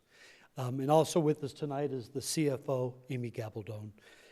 answer any financial questions. She'll love being put on the spot. This project's been a long time coming. As Nick mentioned, we started this I've been involved in it for 2 years plus, but it almost came before the commission this time last year. And then, as you all know, the wheels kind of came off everything. And the market's changed, and I'll get into that if you want. I'll try and keep you guys not too long and to keep you awake as well. But for us, what we were going to do, still a townhome development, but different floor plan types, is different than what we want to do now. And before I go any further, I'd be very remiss if I didn't thank Rudy and Nick and the rest of staff for their indulgence and patience as we went through a couple of engineering firms and architectural firms and people that got ill through this pandemic, and nonetheless, we're here. And I just click this right to go forward? Yep. Thank you. So this is an artist's rendering of what it would look like from Old West Highway. And then just so you know, we do plan a wall in front, but it would be a view wall, probably a 4 with 2. Our site is a little bit different than others, and if you're familiar with the area, it's down, it's depressed from the road grade and even the surrounding area. We're trying to get some medication for that. This is another map of our site. Thank you. Thank you. I worked on that all night. Welcome. It was very good. You're very familiar with it. And again, here's an aerial of our project. And so a couple things of note about it. One is there is a wash at the far east of our property that kind of really limits some of the development potential. Also, the triangular shape doesn't lend itself to the easiest type of development. The subdivisions to the south and part of the west, they don't have through streets, so sole access for us is off of Old West Highway. To the west, we've got, as mentioned, commercial and then a multifamily further to the west. We have a rezoning from B4, as mentioned, RM1. This property, as is much of the old main drag, if you will, and I'm old enough I can remember when it was the drag if you wanted to go to Globe or Sholo. There's a tremendous amount of industrial and commercial zoning in the area. And I don't need to tell you that a lot of it has never been developed or has been underutilized. And we believe it's bringing more residents in the area that's going to reignite, if you will, development possibilities on other existing commercial and industrial properties. You look at what happened to the shopping center down the street. That's because more residents have come into the area. And then the minor general plan I mentioned, to be able to do the zone, you have to amend the general plan as well. We're proposing a 107-lot, single-family platted attached residential development, townhomes, much like you saw in the previous project. And at the end of tonight, I'll know whether it was to go before or after somebody else's project that's very similar. But we do have our differences as well. This is not age restricted. And because of the angle of the roadway and how that affects access, it does give us really great views of the Superstition and Goldfield Mountains. And therein lies There's our zoning map that you already have seen. Here's our site plan. It was mentioned that we have access, our main access is really off of an existing median cut from Old West Highway with a deceleration lane, and then the exit only at the northwest corner of it. There's no access to the residential developments or any properties to the west or to the south. Mention that.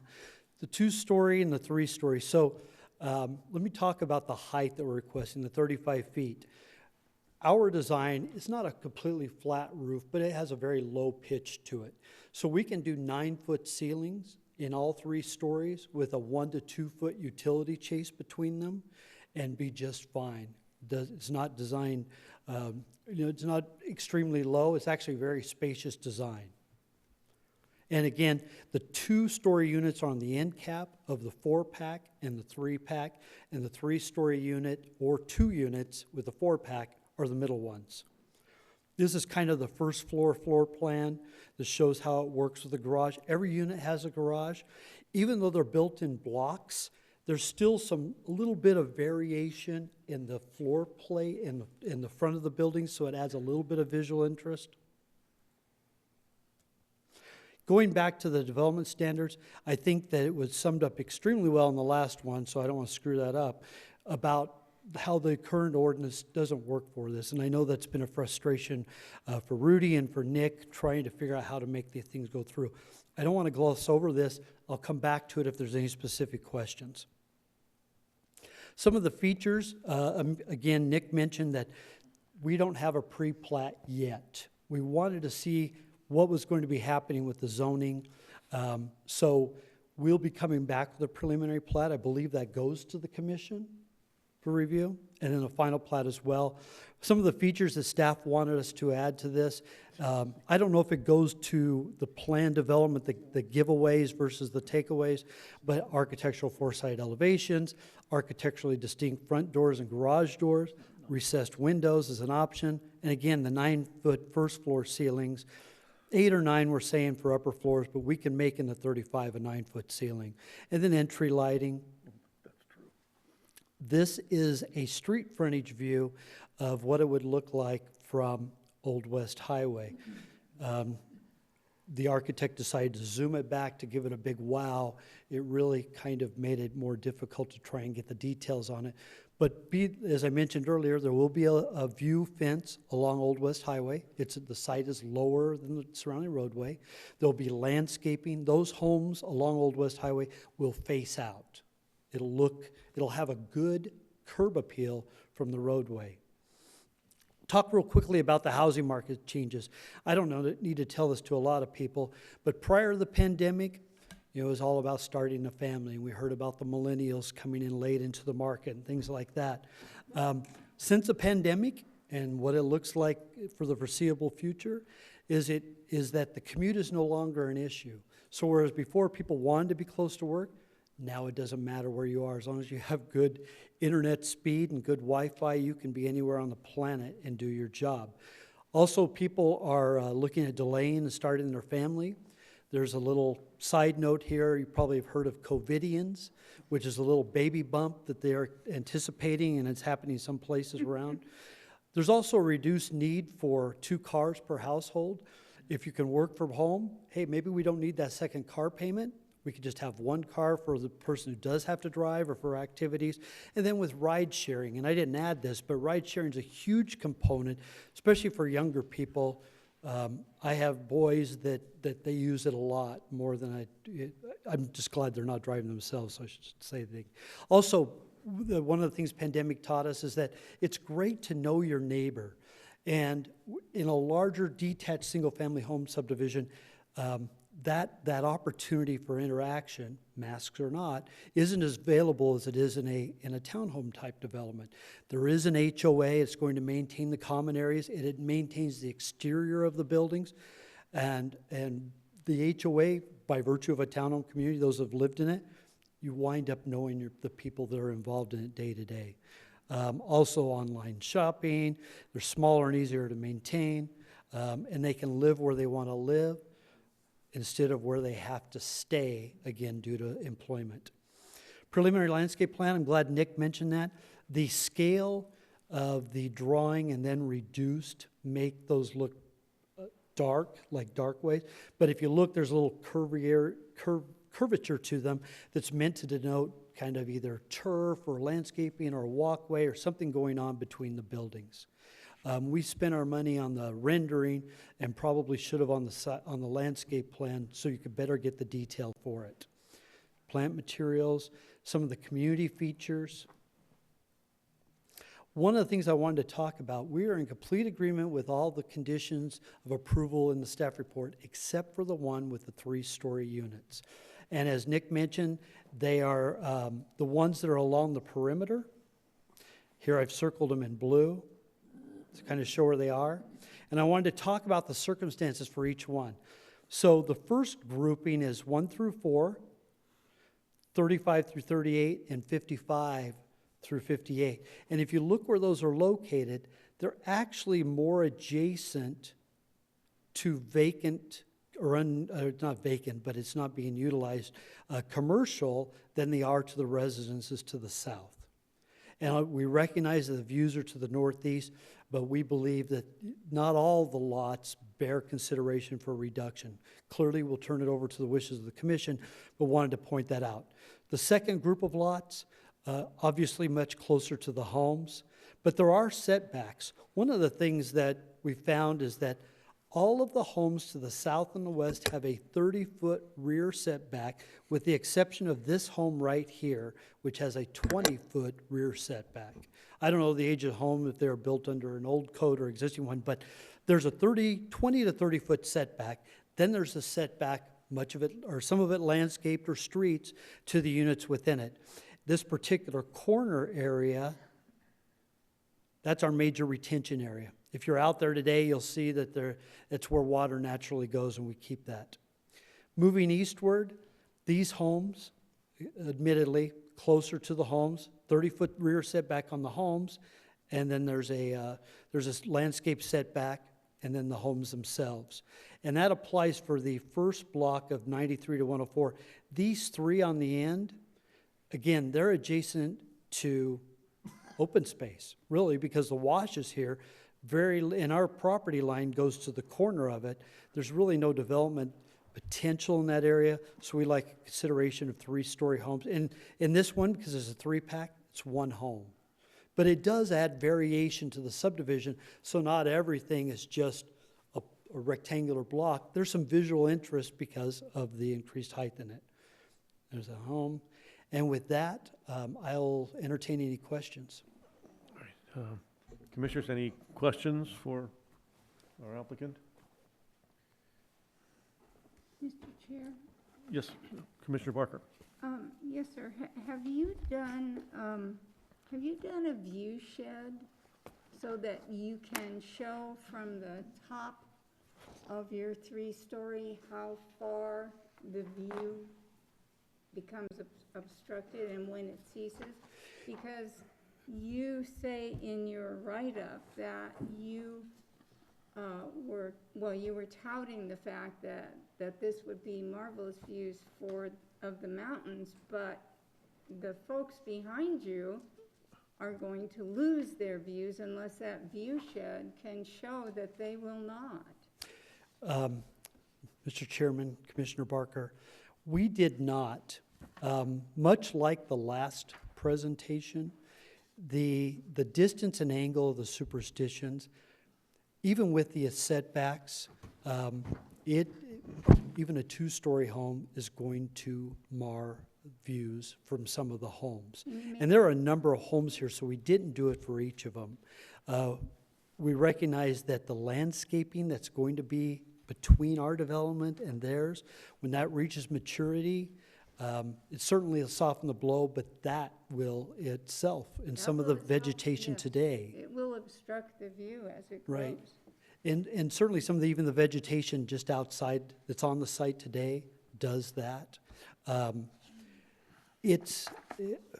With all apologies to the neighbors, there's not, unless we were to do a single story, which doesn't make sense at this location, there was not really a way to assure each and every person that their individual views would not be obstructed. Again, because we tried to keep the blocks of units with the separated area and some of them at 2-story, remember every block's going to have 2-story, our hope was with the setbacks, it would be enough to dampen it. But I'm not going to stand up here and try to kid you that there won't be some obstructed views. Understood. Yeah, thank you. Mr. Chairman? Commissioner Gage? Please have, oh. Okay. Oh, Commissioner Cantwell. Sorry. Okay, 2 issues. With the view, as we saw with the last presentation, even a 1-story is probably going to have an impact on the view. Since we're talking conceptual at this point, it might be a good idea to do the same thing that they did, which is take a picture from some of these houses of what would be, of what it is now, and then what is it with a 1-story building in there, what is it with a 2-story building in there, and what is it with a 3-story building. My guess is that for most of the houses, you're going to block the view with a 1-story building. Okay, that's or block a significant part of the view with a one-story building. But as we get into this further, I think that would be something useful. Secondly, the streets basically are backing up to the garages. How the heck does UPS or FedEx or anybody deliver anything? Do they have to go around to the front doors?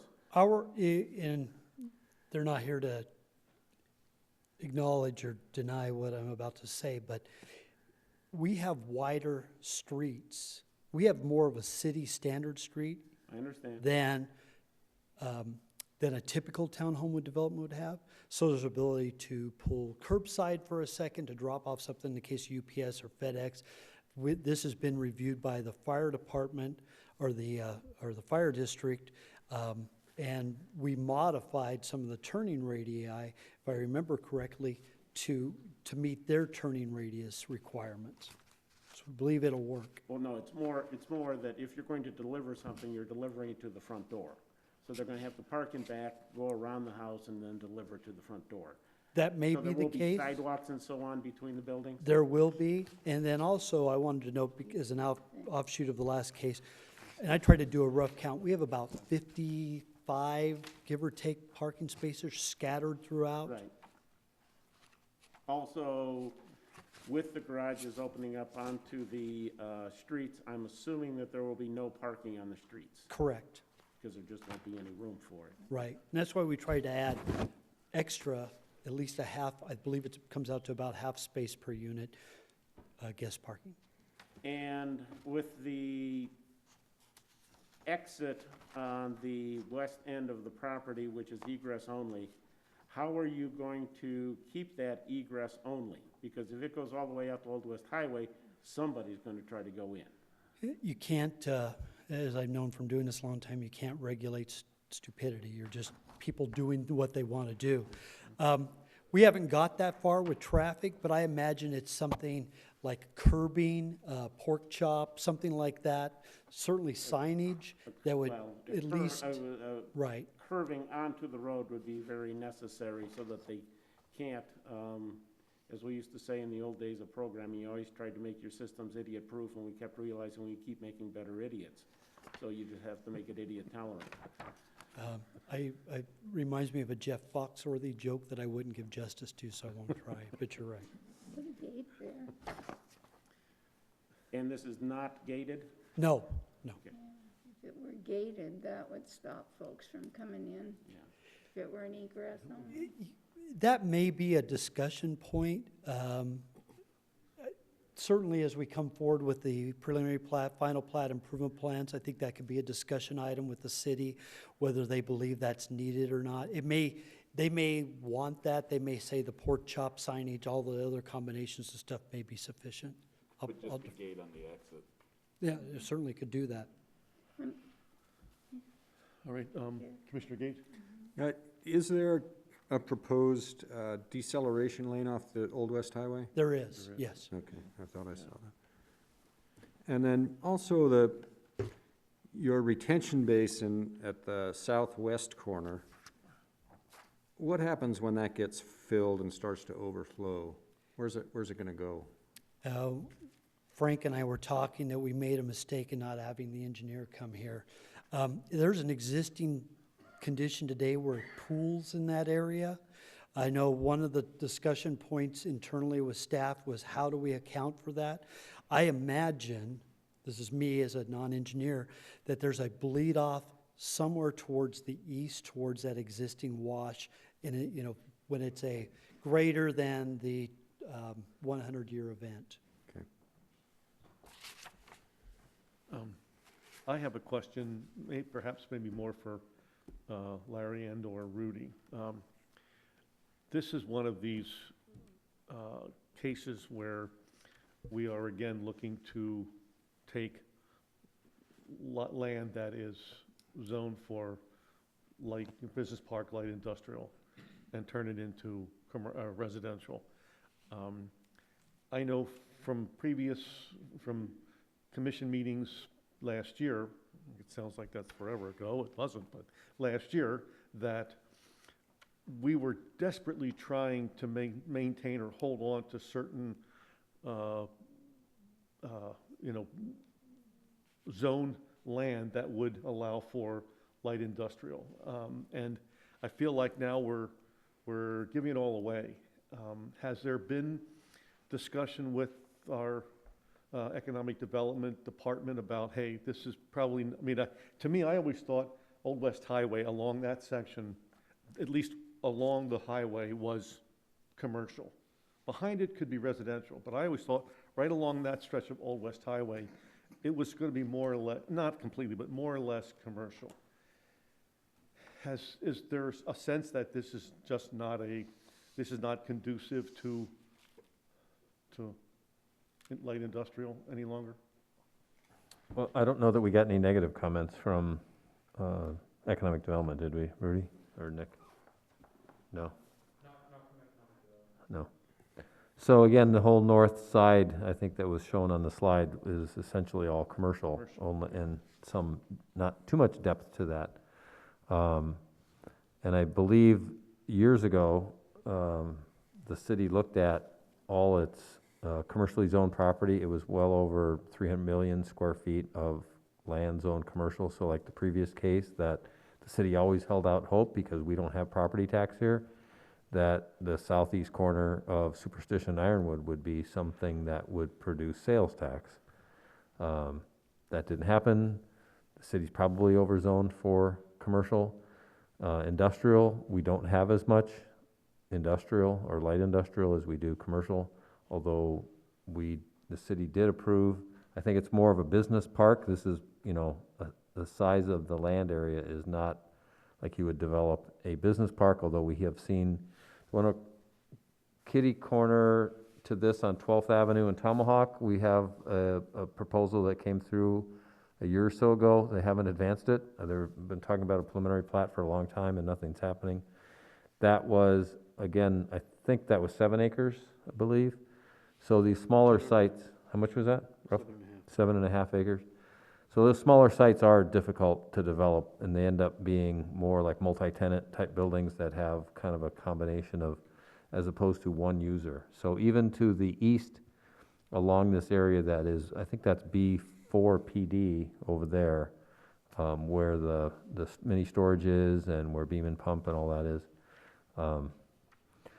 So it is, the triangle piece makes it difficult for a lot of different types of uses, whether it's commercial or industrial as well. So I think the city's focused on, in a business park sense, would be more in the area around Baseline, where it has freeway access, and seems to make more sense in that area. And the city has quite a bit on Ironwood south of Baseline as well, on the state land area that is really designated for industrial near the industrial park that's already there.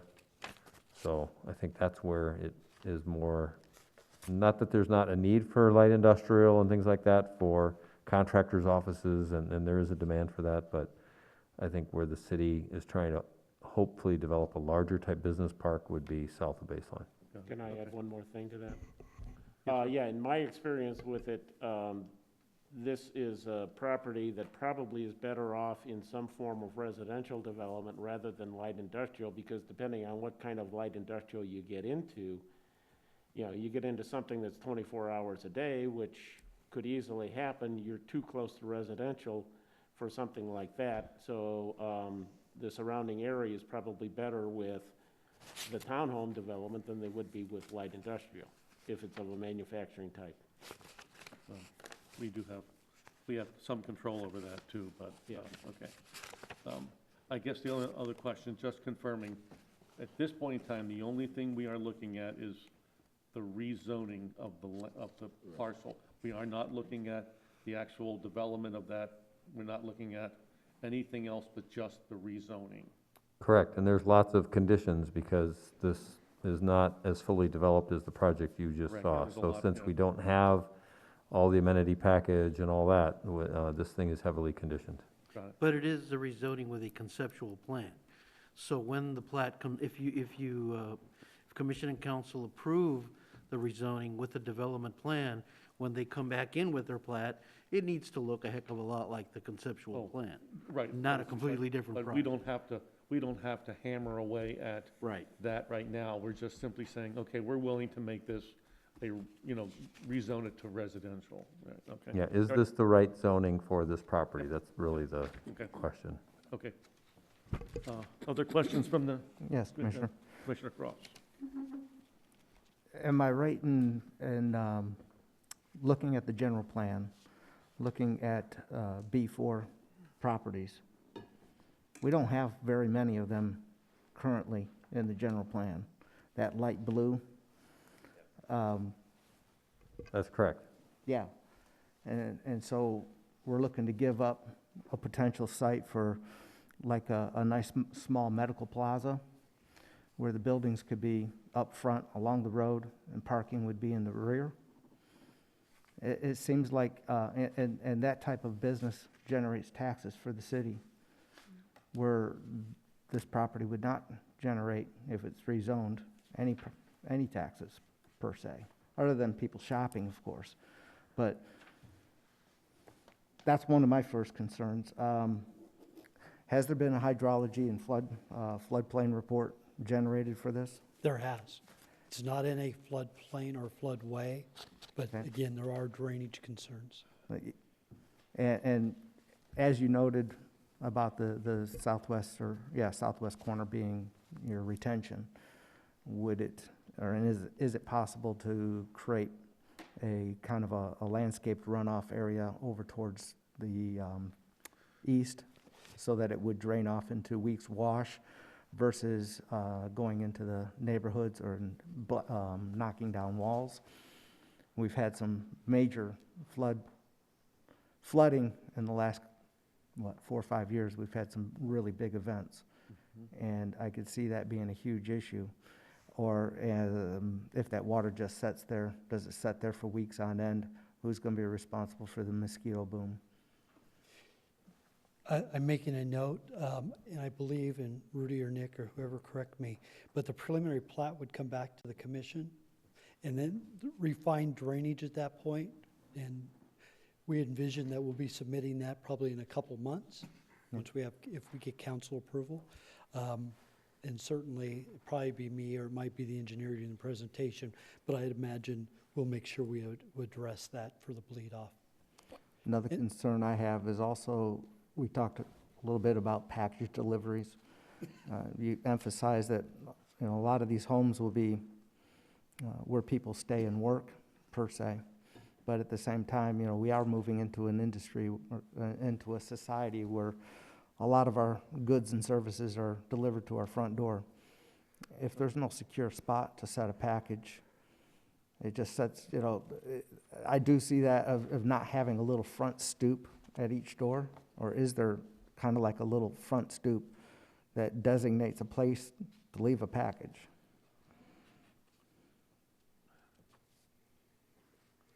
Mr. Chairman, Commissioner Cross, it's difficult for me to tell from this, but I imagine we could come up with an elevation that would offer something so that it's just not door and then open space, but something so people could put stuff.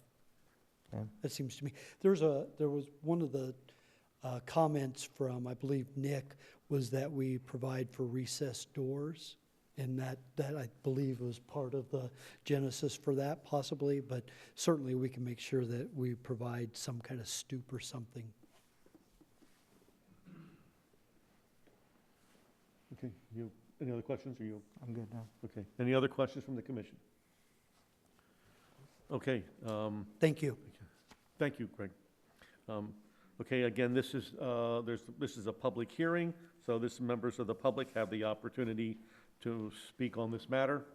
To, again, reiterate, statements from the public must be related to this case and none other. When you are called forward, please come to the podium, state your name and address for the record, and then present your statement. Speak into the microphone if you have to move it up or down, and you do have 5 minutes. So do I have individuals wanting to, young lady in the back gave her hand up first.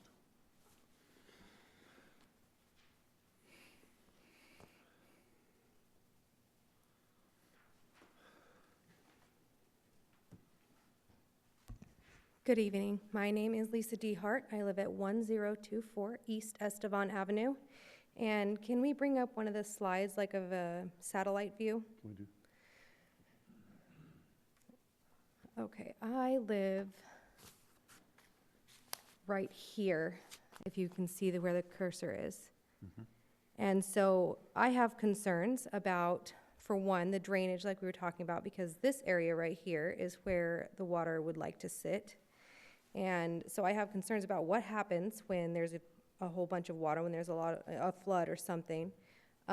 Is it gonna affect my property? Is it gonna run into my backyard and cause a problem? I also have a concern about the fact that there's gonna be 2 or 3 story buildings in my backyard looking over into my yard. We bought our house partly because there was nothing behind it. And so personally, I would prefer to have like a light industrial area behind me versus a residential area where I don't have the privacy that I value. Those are my concerns at this time, and I thank you for hearing me. Good evening. Thank you. All right, gentleman in front here.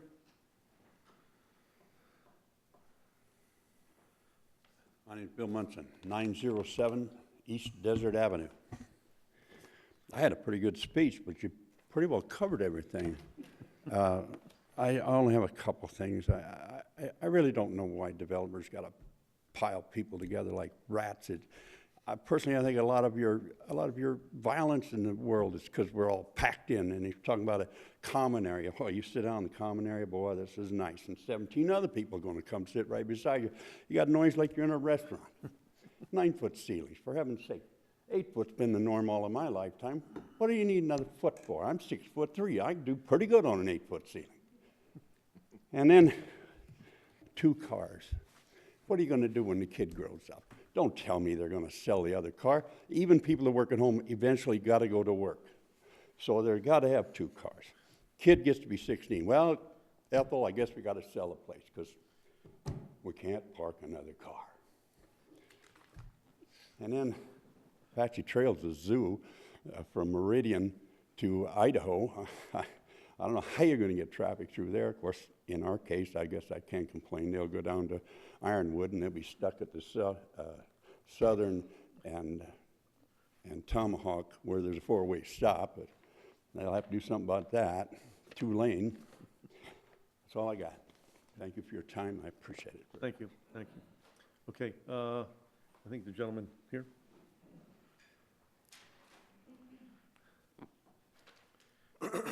My name's Craig Jones. I live at 940 East Desert Avenue, right across the road from Mr.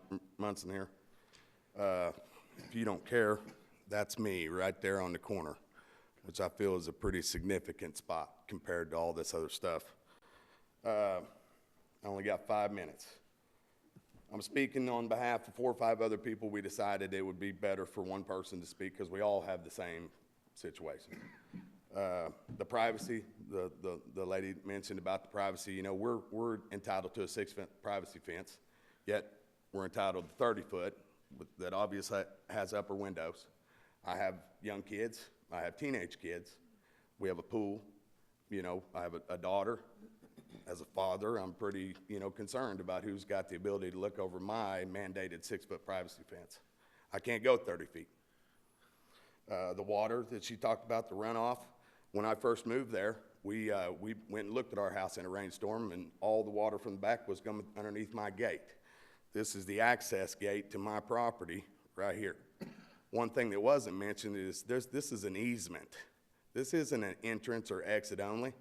These people come in here and they go out and exit, enter all the time. That's not exit only. And that can't, I'm assuming that can't be touched because it's an easement, an actual alleyway easement. SRP has an easement right here, who I work for. I've done my due diligence on that. There is an electrical easement that runs back off my property. 6 feet outside of my privacy fence is the electrical easement. The traffic, we've all mentioned the traffic. I think that goes unsaying. You can't put more people in places that have more traffic. End of story.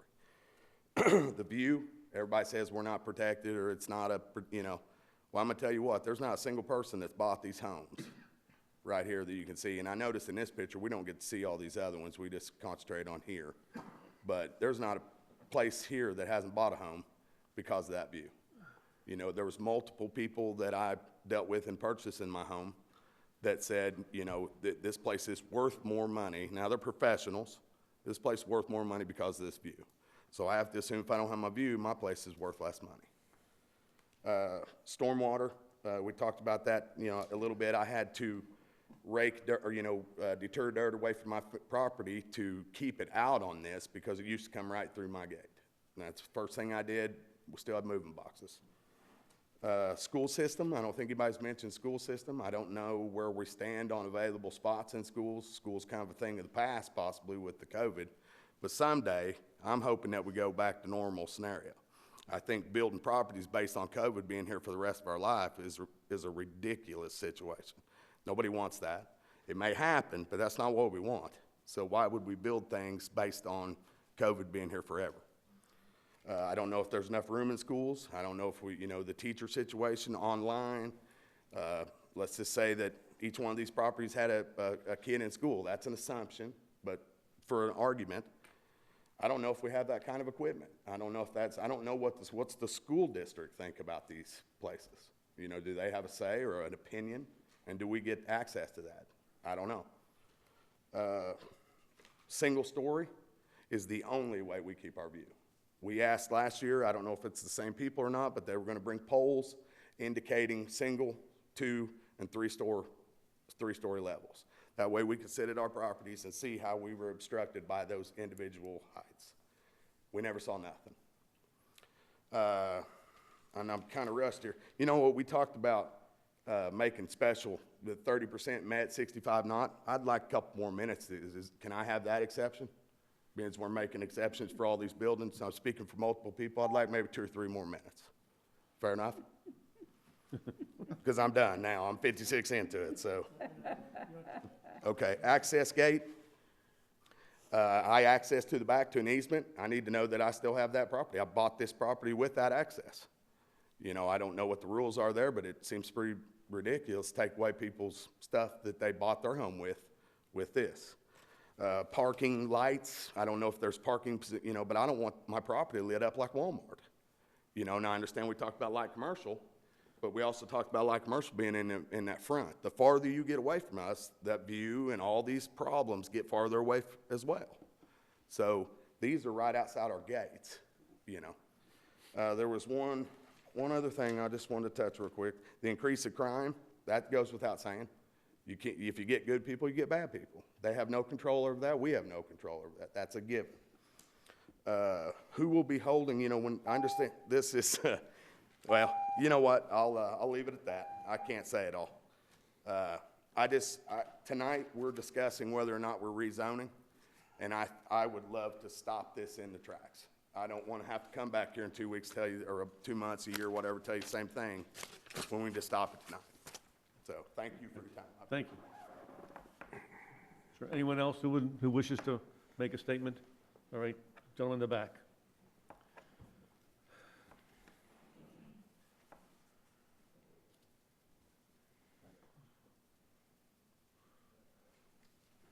Evening, my name is Victor Dehart. I live at 1024 East Estevan Avenue. My wife was recently up here and voiced some concerns, and that gentleman, well done. The water issue is a big problem. Right now, if there is a heavy storm, there's all that dirt and trees and vegetation that can absorb that. You start adding in concrete into that, all that water's got to rush somewhere. And I can tell you right now that it rushes in all those backyards and people's houses. That's a big problem. The other problem I have is, my wife already said it, is the privacy thing. 2-story, 3-story houses, how close are they planning to build to that red line? I like privacy. Everyone likes their privacy. No one wants to be fear of someone peering down in. I have 3 daughters, And I also like my view. From my backyard, I got a great shot of that Superstitions. And I know that doesn't mean much to anybody, but I like that. That signifies Apache Junction. I've been here for nearly 15 years now. I can't see me living anywhere else, but if that was built and I had to resell my house, who wants a view of an apartment or a townhouse or whatever it is? Anyway, those are my concerns. Thank you for your time. Thank you. Is there anyone else who wishes to make a statement? Okay, seeing none, I'll close the public hearing, and I will open up for discussion with the commission. So, thoughts before we go to, or before we look for a motion? Any thoughts? Mr. Chair, Commissioner Barker. I would much prefer to see this either retain the light industrial or become commercial as it is across the street, so that we have the opportunity for business down Old West Highway rather than the residential. Granted, commercial or light industrial still has that 35 foot, so it may or may not answer anything to do with the views, but I think that it would be better served in the future as a commercial piece. Thank you. Thank you. Anyone else? Commissioner Cross. I agree with Commissioner Barker. We have a shortage of B4 type zoning. These families here bought their properties knowing that it was commercial, assuming that it would always remain commercial, and that it's an ideal situation to have the buildings along the front portion of the property and have parking in the back, which would preserve their views. I'm sure that, yeah, they'd probably lose maybe half of the mountain, but they wouldn't lose all of it. We need to maintain some of our commercial property. We just can't keep giving it up for residential development. Thank you. Any other? Okay. Commissioner Hanchey. We're not guaranteed they'll put the buildings up front and park in the rear. No. We're not guaranteed on any height. They can go up to 35 feet.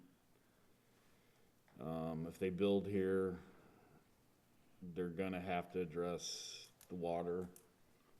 It'll be part of the plot when they bring it forward. It's not an easy decision one way or another that we're dealing with here. They can't encroach on any easements that are there, so they'll have to respect those.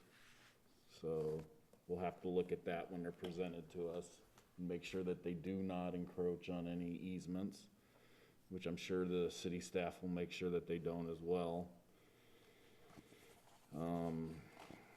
We can always get more commercial zoning in places.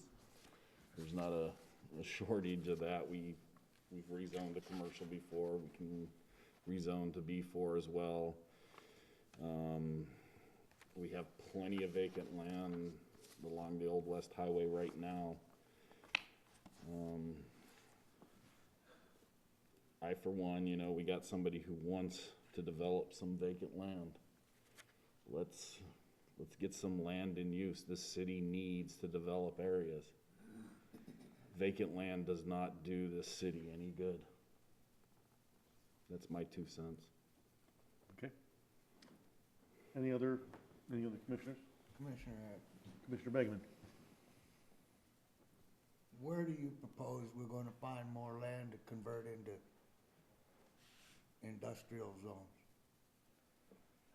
I'm just having a hard time figuring that out.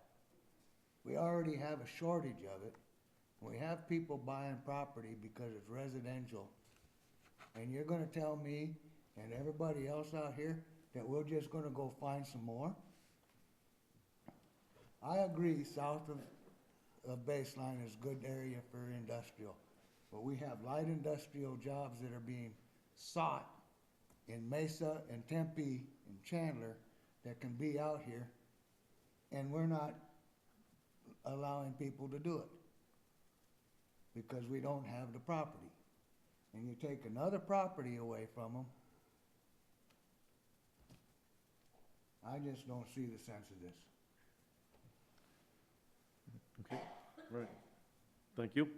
Any other comments? Okay, that said, then I will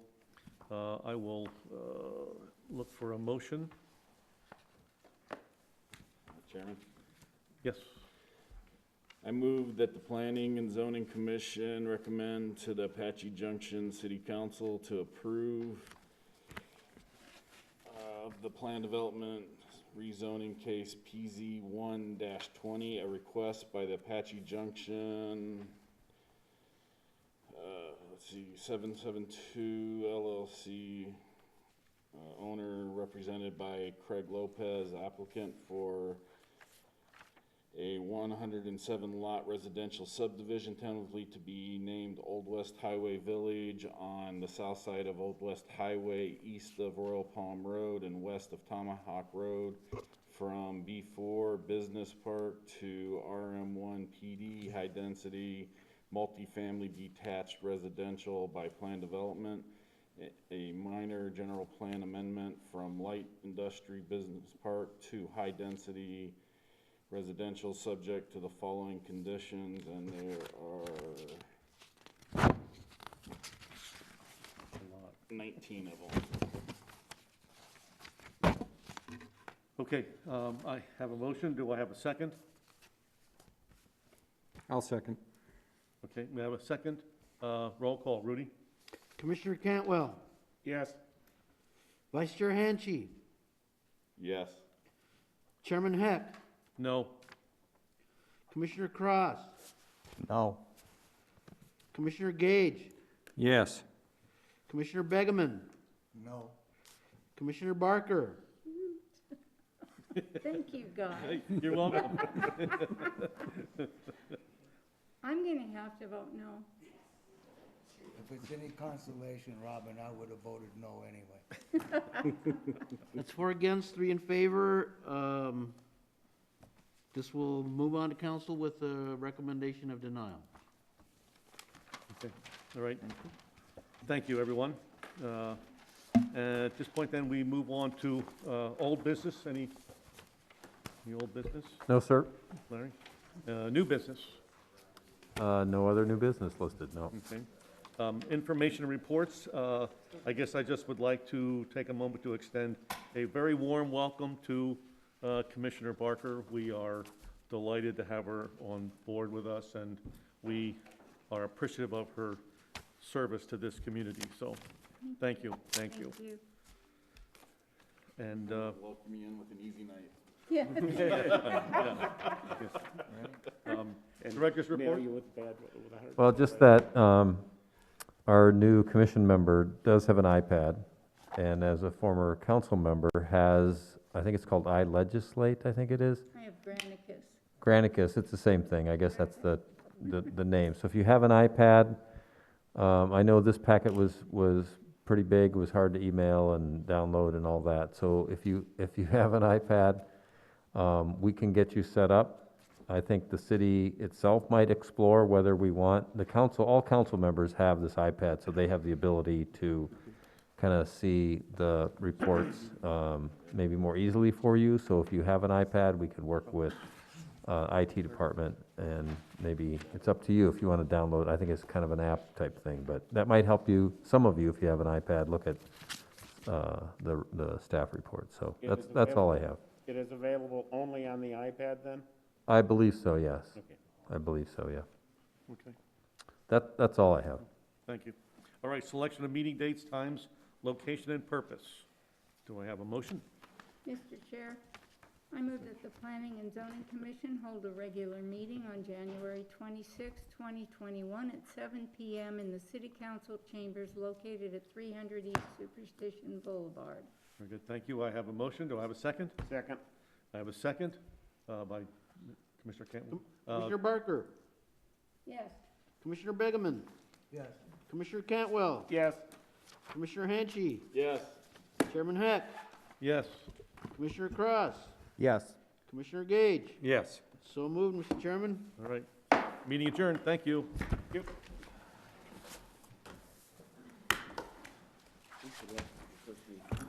I love being the tiebreaker, thanks. You were, yeah, yeah. You did, we thought- I was we watching thought- that. what